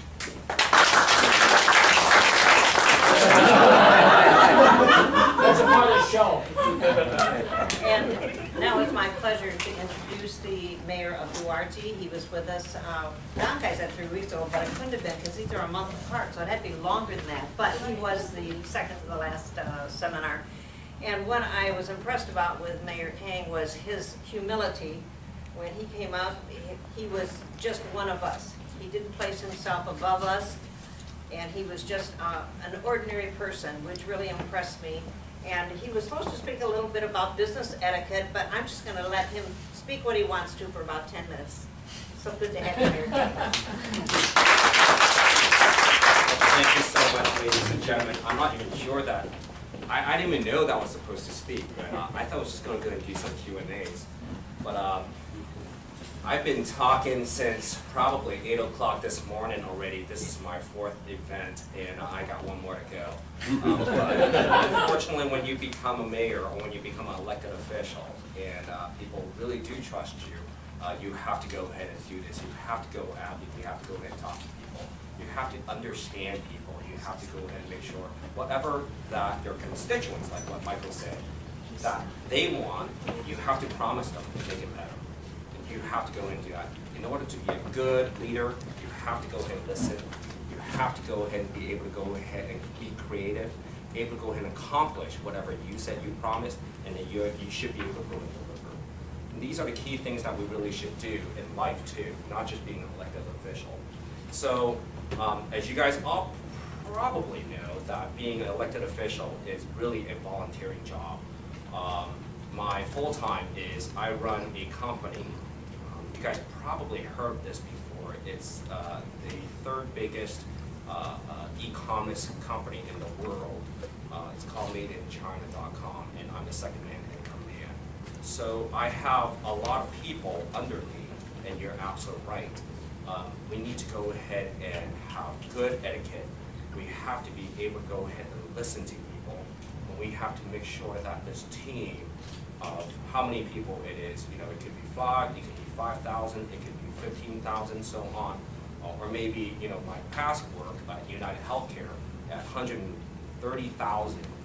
You have to have a way to elaborate what you want to go ahead and do, your vision in a very, very high level, and then you need to go ahead and be able to go ahead and communicate with everyone, all different levels. Starting with C levels, starting with your VP levels, your D levels, your M levels, and your workers. You always have to make sure that they understand where we want to go ahead and go. And how do you go ahead and do that is, for me, is I have to go ahead and talk to people, understand who they are, understand where their strengths are, their weaknesses are, and how do we go ahead and grow this person. Not here to go ahead and make this person have a worse, you know, a horrible life. We want to go ahead and make sure that whoever is in this company, or whoever is in my city, whoever is in it, we want to make sure that they are safe. We want to make sure that they are comfortable. They are here to go ahead and do work for us to go ahead and make sure that the city gets better, JPL gets better, or my company gets better, whatever, the same vision of it. So when I talk to people, it really depends on how the etiquette part of it is. How do you go ahead and work with, in terms of etiquette, different levels have different kinds of etiquette. Why do I say that is, when I am, you know, well, not long time ago, 3 years ago, let's be honest, I was just a manager, right? And I'm still very, very humble because that's who I am. When I talk to the D levels or maybe the higher levels, I do it with respect. I want to go ahead and talk to them. I want to go ahead and be constructive, and I get the, I receive whatever they're telling me. I will make sure that I be very, very constructive, and how I can go ahead and making sure to make things better for the company. Okay, and same thing I do right now when I go ahead and talk to the people. Number one thing I do, and I'm very, very good at this, is because I play a lot of pokers. I'm just kidding, but it's a lot of body gestures, a lot of body language that you want to go ahead and read. That is so important. 70% the body language tells the truth. I can say yeah, sure, okay, yeah, no problem. But my body language is, I'm going towards this way. I'm moving out, but I'm saying yeah. You know, so for me, I am looking at you. I'm looking at that person. Is that person really telling the truth? Is that person really being honest with you, neutral with you, or wants to go ahead and start battles with you? So you have to look at that stuff. And for me, because I am in the political arena, I do see a lot of those, right? And when you get up to, you know, the state level, or maybe even something higher, maybe in the county level, then you have, you know, your Republicans and then your Democrats. And like I said before, I'm sure some of you guys heard it before, is these people, it's very, very bipartisan. And it's the body language when you go ahead and talk to that person pushes you away, you know exactly who you're dealing with. So what I do is, in the political arena, I can go ahead and use that. Even in the business arena, is who is talking to you, who is being receptive to you, right? So who wants to use you to go ahead and make sure that you go to another place, or who wants to go ahead and really be friends with you? So my job is to go ahead and see and sort out who wants to go ahead and be friends with me, who wants to go ahead and utilize me. And if these people want to go ahead and utilize me, well, then I've got to start thinking is, what's my game? What am I going to go ahead and get out from this, right? So there's a lot of politics behind all these stuff. It's pretty, really interesting. But if you're able to go ahead and see through all that stuff, that's how you become better. It's not just, hey, engineer, 1 + 1 = 2. No, I don't want that. If you want to go ahead and get up there, you have to understand, well, why do I want to go ahead and do 1 + 1 = 2? Why do I want to go ahead and make sure this way? Why am I doing all that stuff? And if you can go ahead and see the vision, you elaborate. You have to communicate and elaborate that information to your direct boss. If you cannot elaborate, and your gesture and your demeanor is like, for inferior, it's hard for you to go ahead and climb up this ladder, right? This bamboo ceiling that we've been talking about. It is so important that you got to be very assertive. You have to have the confidence. You have to know what is the objective and how do you go ahead and climb up. So for me, I talk to the C-level. I talk to all the way down to the engineering level or my staff. I look for that. For my employees, my staff, it's so funny. I see a lot of my engineers. Sometimes I tell them, look, who do you think this PowerPoint that we're going to go ahead and make is for? And they put all these different graphs, all these different lines everywhere. It just goes nuts with it, right? And then at the end, it's like, well, I cannot read it. If I cannot read it, how am I going to go ahead and sell this into my to my customers? I want to make sure, because my people, whoever I'm going to go ahead and meet at a C-level, they just want one thing, realistically, bottom line. What's my number? What's my ROI, right? I don't want to go ahead and see all these different lines, but I kept on seeing this guy will just keep on giving me all these lines. And then I said, how do we go ahead and improve it?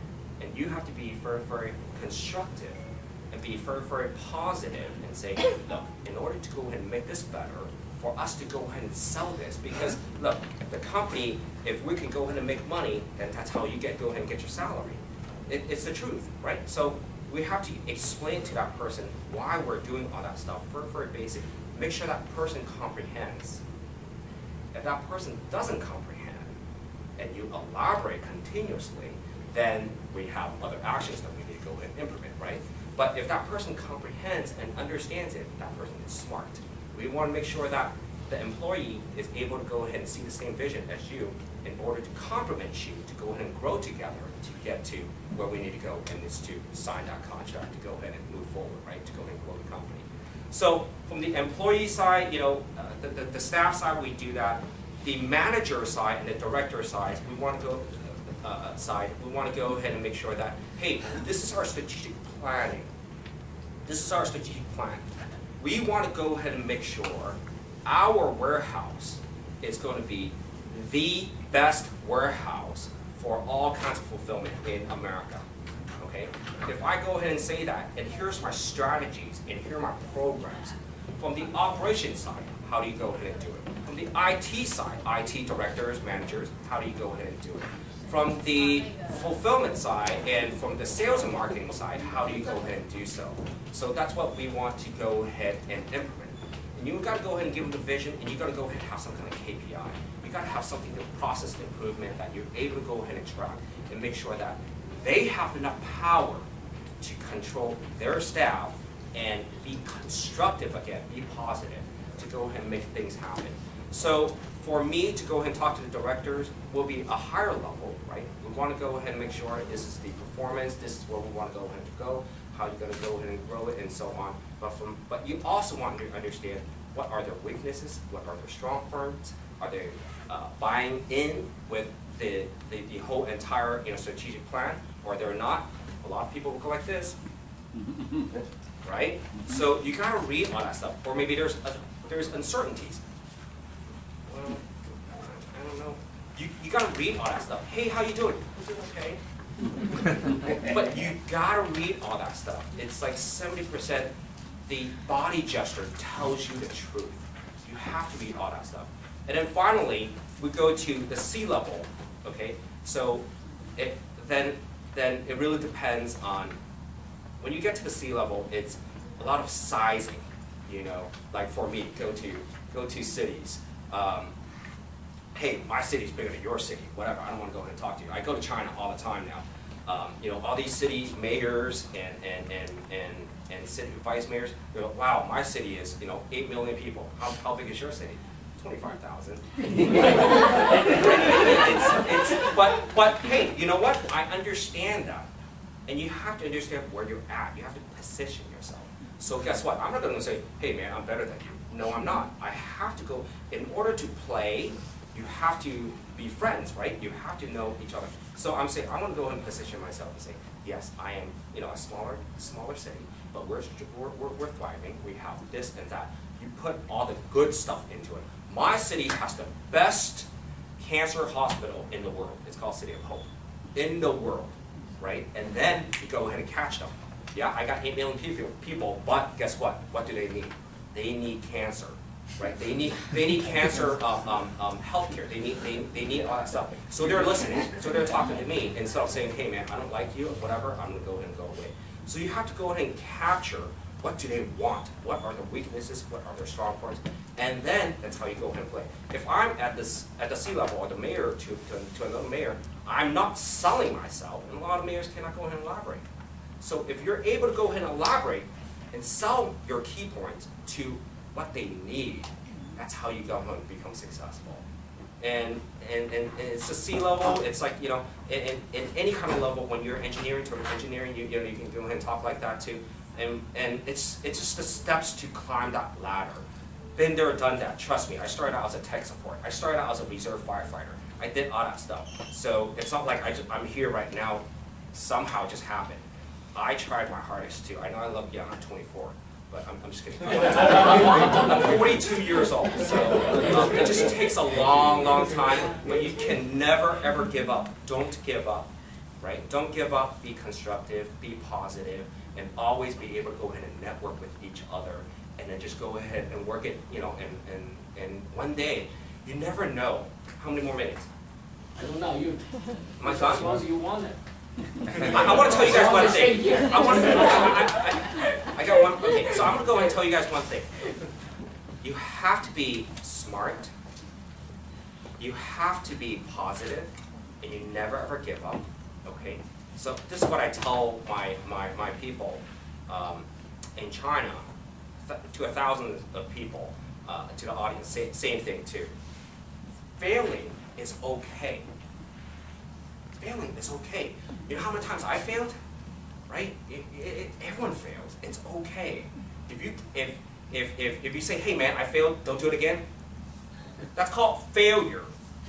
Okay? You stopped. You remember Top Gun, that movie? I'm that's showing my age. But remember when Maverick, got shot down or something, his plane came down and killed Goose, right? Remember I guess not the captain, the admiral, whatever. The guy said, get him back up right away. And that's what we need to go ahead and do. If you failed, don't be scared, right? It's okay. You gotta go ahead and get back on. If you go ahead and be scared and say, I'm never going to do it again, you are never ever going to get back onto that horse. You need to go ahead and push yourself continuously, never ever give up, and that's how you go ahead and win. And you have to go ahead and do that. If you don't do that, it's harder. The probability of being successful is going to be harder. And one more thing I want to go ahead and say, believe it or not, you guys don't know me, but I have 4 degrees. It's all in science, okay? There is someone watching us. Trust me, okay? There is someone watching us, and you can debate with me. I cannot go ahead and tell you in scientific forms. I cannot go ahead and prove it as a theory. I cannot go and prove it as a hypothesis. I cannot go ahead and derive it as a theory. But there is someone on top, up there watching us. And when it is your turn, it is your turn. And I kid you not, there's some people called Wei Ren. Okay, these people, I'm so scientific. I've never seen these people, but this guy came up to me and said, Sam, and this guy is the UN ambassador, right? How many UN ambassadors have you ever met? UN ambassador of world peace. I was like, oh my gosh, wow, you're the king. And he said, Sam, he said, Mayor Kang, I already read you. I know who you are. This is who you are. You need to go ahead and stay away from this and whatever, and just keep on going. And you know what? Whatever it is, it's right. And so all I can say is, I don't know if I want to go ahead and conclude it and say we're predestined, but you have to work hard. You have to work hard, work smart, be positive, work with a team. You cannot go ahead and do this by yourself, and then you will go ahead and be successful. Never ever give up, all right? Anything else? Questions? I don't know. Yes? What is the PIN stand for? This pin? Yes. This I actually got it at the, oh my gosh. This pin, I got it at the city council. And this pin represents colon rectal examinations. I have a lot of pins, I have a lot of different pins. But this pin tells me about colon rectal examinations, and we want to go ahead and have Southern California, 80% of the people of the age, I think it's, I believe, 60 or older, to go ahead and have the examinations, colon rectal examinations. And I will eventually be one of the statistics, right? So, not yet, but I have to wear it to go ahead and represent. Good to know, thank you. Any other questions? Yes, yes ma'am. So you have mentioned that you have failures in the past. Oh yeah. And I want to ask you, how did you, so when those failures came to you, how did you make yourself stay Failing, positive? not failures. Failing. Because if you're a failure, if you consider yourself as a failure, you don't have that positive energy, right? You got to be positive. And that's why a lot of people say, hey man, how come you're so positive all the time? I'm like, yeah, I'm so happy. This is what I do. This is what I like. This is what I like to do. But, you know, don't worry about the negative side. Improve. How do you go ahead and make yourself better? How do you go ahead and say, hey man, you know, I tell you, when I grew up, I was so shy. I couldn't even speak.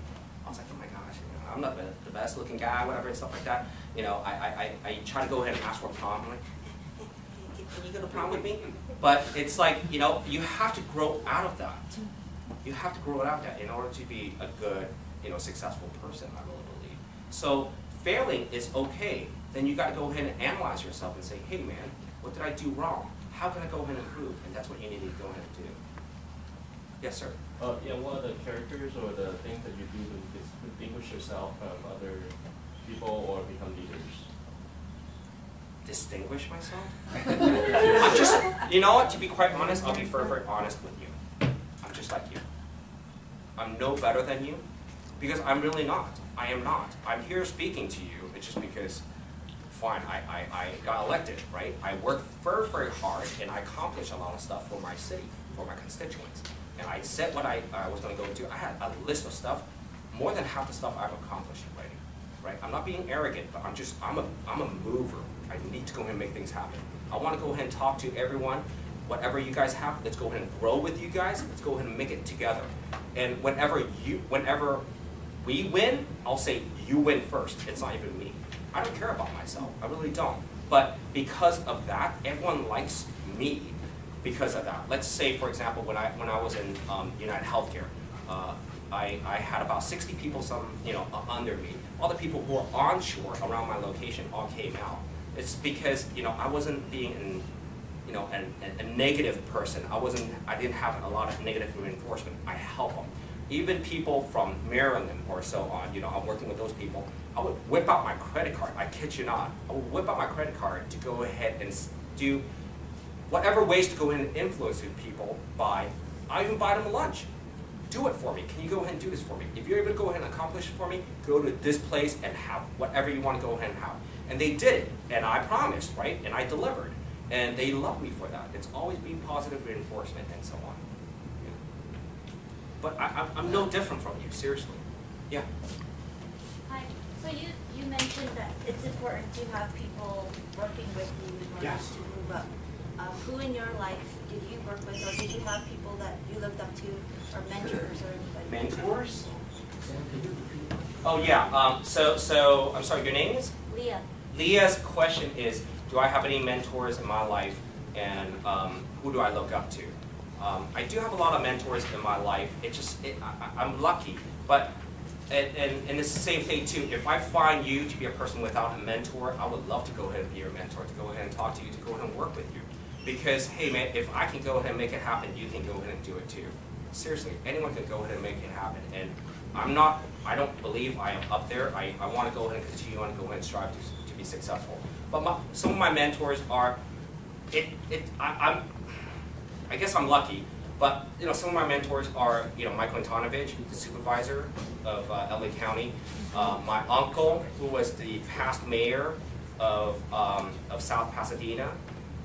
So I have a lot of these people able to go ahead and bounce ideas with, and able to go ahead and help me and grow me. Another great example is actually my grandfather. My grandfather, when I was 4, was the largest white gloves or gloves manufacturers in the world. So when I was 4, I went to his factory, and I saw thousands of people over there, and that really imprinted into my head is, how do I go ahead and be like him or be even better than him? But that's, these are my mentors, but then it goes back to, well, how about your own temperament, your own mentality? Do you have that, drive to go ahead and be the best?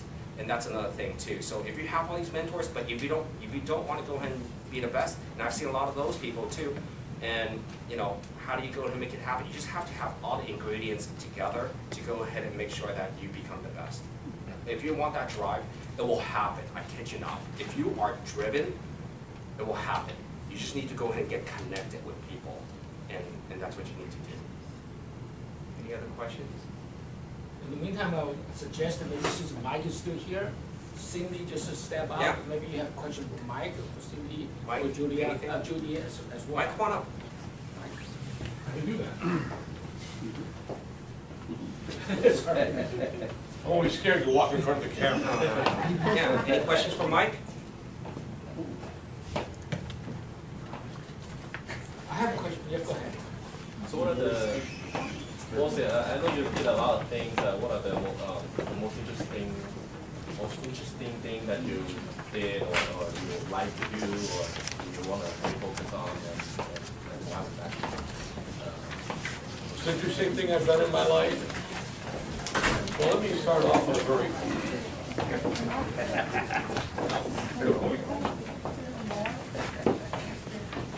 I had commented when I started my speech about the fact Guys, let him speak. Ladies, about the fact that I've done an awful lot of different and varied things in my life. And to some degree, the most interesting thing I've done in the process is developing a way to learn. Because everything is fascinating. And everything in its own way becomes interestingly connected.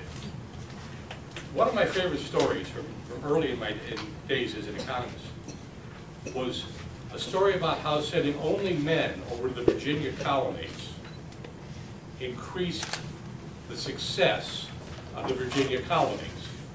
And the explanation goes like this. They sent only men over. As a result, there were more old maids in England. Now, old maids in England keep cats. Cats kill rats. Rats kill the honeybees that cross-pollinate the grasses that feed the beef that they send over to the Virginia colonies. And that's why sending only men over helped the survival, because they got better beef. Learning these interesting, peculiar facts that fit nowhere makes the whole world fascinating. And it's when you start doing that, when you start thinking like that, and you start realizing the connections, then you can train capuchin monkeys. And I remember Moira sitting on my shoulder. Moira was her name. And she decided that I should find out what monkey chow tastes like. And suddenly when I was talking, she, wham! Very nice, tastes like bananas. But it's everywhere. Everything is fascinating. It's a matter of just learning to understand it and see how it all fits. Okay, let's have a couple more questions for anyone, any of the speakers here. Anything else? Yes. Louder. I have a question regarding receiving constructive advice. As far as what I understand that those advice, the way to give constructive advice is through presentation. However, if it's applicable for people if you wanna deal with, okay, if you have a common leadership, and sometimes you really want to be your partner on how to advise. Right, use the same skill or if there is a difference. Jim, I really appreciate your leadership of this committee. It's been very good and it's been very insightful. But I've noticed that you have a tendency to want to answer all the questions yourself. And your answers are good. You've got a lot of insight. But I think Mary had a suggestion which would have taken us a different route. And if you may remember to listen to people like Mary or Peter's suggestion, you might get more dialogue and we might come up with a new set of different ideas. Oh, that's interesting. When do I do that? Did I shut down Mary? I thought I was responding to a question. No, you explained, but you didn't ask her to explain. So yeah, you can do the same thing for committee meetings. I had a waitress, wonderful, wonderful gal, but she spent too much time talking with people at tables and not enough time reaching. And again, I talked to her about the fact that she had a lot to accomplish by being spent so much time in being friendly. But she needed to parse it up so that she got people what they needed on time. And she asked me about how to keep the friendliness going on, because that's where she got her tips from. So we talked that way. So yeah, you can do it. I mean, the presentations were kind of an easy example because frankly, I just, before I wrote this, had somebody give me a graph that was impossible to read. But no, you can apply it to pretty much any place, any employee, any friend. I have a friend who's running for office. And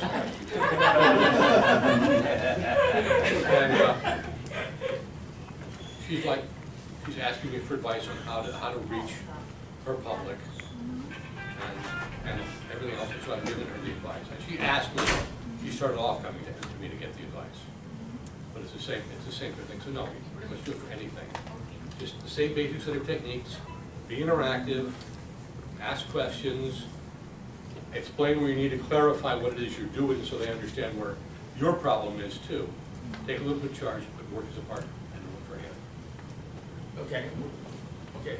I'm sorry. Go ahead. And so you said earlier on that for people giving constructive criticism, you need to assume the best of all intentions. But then you said that like people always have like their own intentions from like their body language and stuff. So what would you say about assuming other people have? I'm sorry. Can you go ahead and elaborate? All right. So you know, like when you said like when you talk about like a political game, everyone has like their own intention of what they want to do. So what would you say about like assuming the best of all intentions? Intentions of the company, of the intentions critical, of the situation. Of the situation concerning like, the constructive criticism. I mean, you always want to go ahead and be positive. You want to, if it is, you know, if the person is giving you some kind of criticism, it's okay. Just take it. What's wrong with that? I mean, everyone gives me criticism. I mean, there are people yelling at me all the time too. Yeah, at the bias. You want to bet? I mean, they will go and say, wow, this sucks, whatever. They will say whatever they want to go ahead and say, and you say, thank you very much. I'm not kidding. I'm not kidding. I'm not kidding. You know, you want to go ahead and turn the negative into a positive. You always want to go ahead and do that. You want to go ahead and see someone who is your considered enemy, or maybe that person doesn't even know you. You want to go ahead and say, hey, I don't like you already. You want to go ahead and reach out to the person to neutralize that person. That is your key goal. It's a game. It's a game. It is a game. Don't take it personal. It's a game. You know, if I take it personal, oh my gosh, I will never ever be happy. So you just always have to be happy, always be positive, and think, what is your end point? Where do you want to go ahead and go? What do you want to go ahead and do with this? Why are you here? What do you want to go ahead and do? And if that person going to give you something negative, it's okay. All right, take it. Maybe it's the truth. Maybe it's just the way he or she doesn't know how to go ahead and communicate with you, right? But just go ahead and take the facts out of it, and then say, I'm going to go ahead and make sure that I improve next time. That's all. Makes sense? Thanks for not contradicting me. Oh, I know. Question set us up for a problem. Let's have one more good question here before we end. And during the break, I talked to Crystal. That's your name, right? Crystal said she's going to host a party for next, so we learn, apply the skill. Crystal, it's like, hi, ni hao. You think I'm fake? No, it's not. But you know what? You do it every single one of them. I don't care whoever it is. You want to make sure that you win. You win their influence, right? You want to influence them. And if that's your objective, that's what you want to go into. Okay, that's what I heard. And so any question for Cindy about how to be a host and how to be good guest? This is really fun. What's your favorite party game? My favorite party game is actually a game where I do this. I have people pair up, and I already have some really oddball questions to ask, and so you ask the person that you're pairing up with, and so the questions are already written, so you're asking that person and waiting for their answer, and then it's not actually a game, and then I have that person share something about them. It's hilarious how much bonding it creates and how much there is where you get to know other people at the party, specific things, and they're great for generating conversation later in the party, like, oh my God, really? I can't believe you said that. Me too. Example? Example of what? Question? Oh my gosh, I have hundreds of them. And a lot of them I get, believe it or not, on Google of unusual party questions, so you can Google it. I've got literally hundreds, and they're great conversation starters. They're fabulous conversation starters. Sorry. But I can't even think of them now, I have hundreds, but Google unusual party questions. And it's a great way to kick off the party, and after that, everybody's talking to everybody else, especially when you pair up people who don't know each other, and then you're asking them, maybe say, not so much personal, but oddball questions. And it's just great to break the ice, get people to talk to people they normally don't talk to, have all kinds of weird things to talk about later, and the energy is fabulous all night long. There's another one here, Cindy. Yes. Hi Cindy, you talked about how to be a popular guest and also host. So if you for most of us, we may go to a lot of business networking. Yes. Then what's your suggestion for us to be likable or be popular? That's easy. What is my suggestion for you to be likable? You want to know how you can do it? Take a sincere interest in everybody you talk to and shut your mouth and listen. Seriously. Seriously. If I was to talk to you and I express a sincere interest in what you do and who you are and everything, guess what? I don't have to say a word to you, and she'll say, I loved that city girl. No, seriously. If you want to network, he's shaking his head. If you want to network and you want to get people to like you, shut up! Shut up and listen! No, he's saying I'm right. I'm telling you. I got to tell you this is hilarious. I actually learned this a long time ago when I had a client. And I said, okay, so I'm going to test this out. This client wants to consider doing work with me. We're going to go to lunch. So I'm going to now test this theory.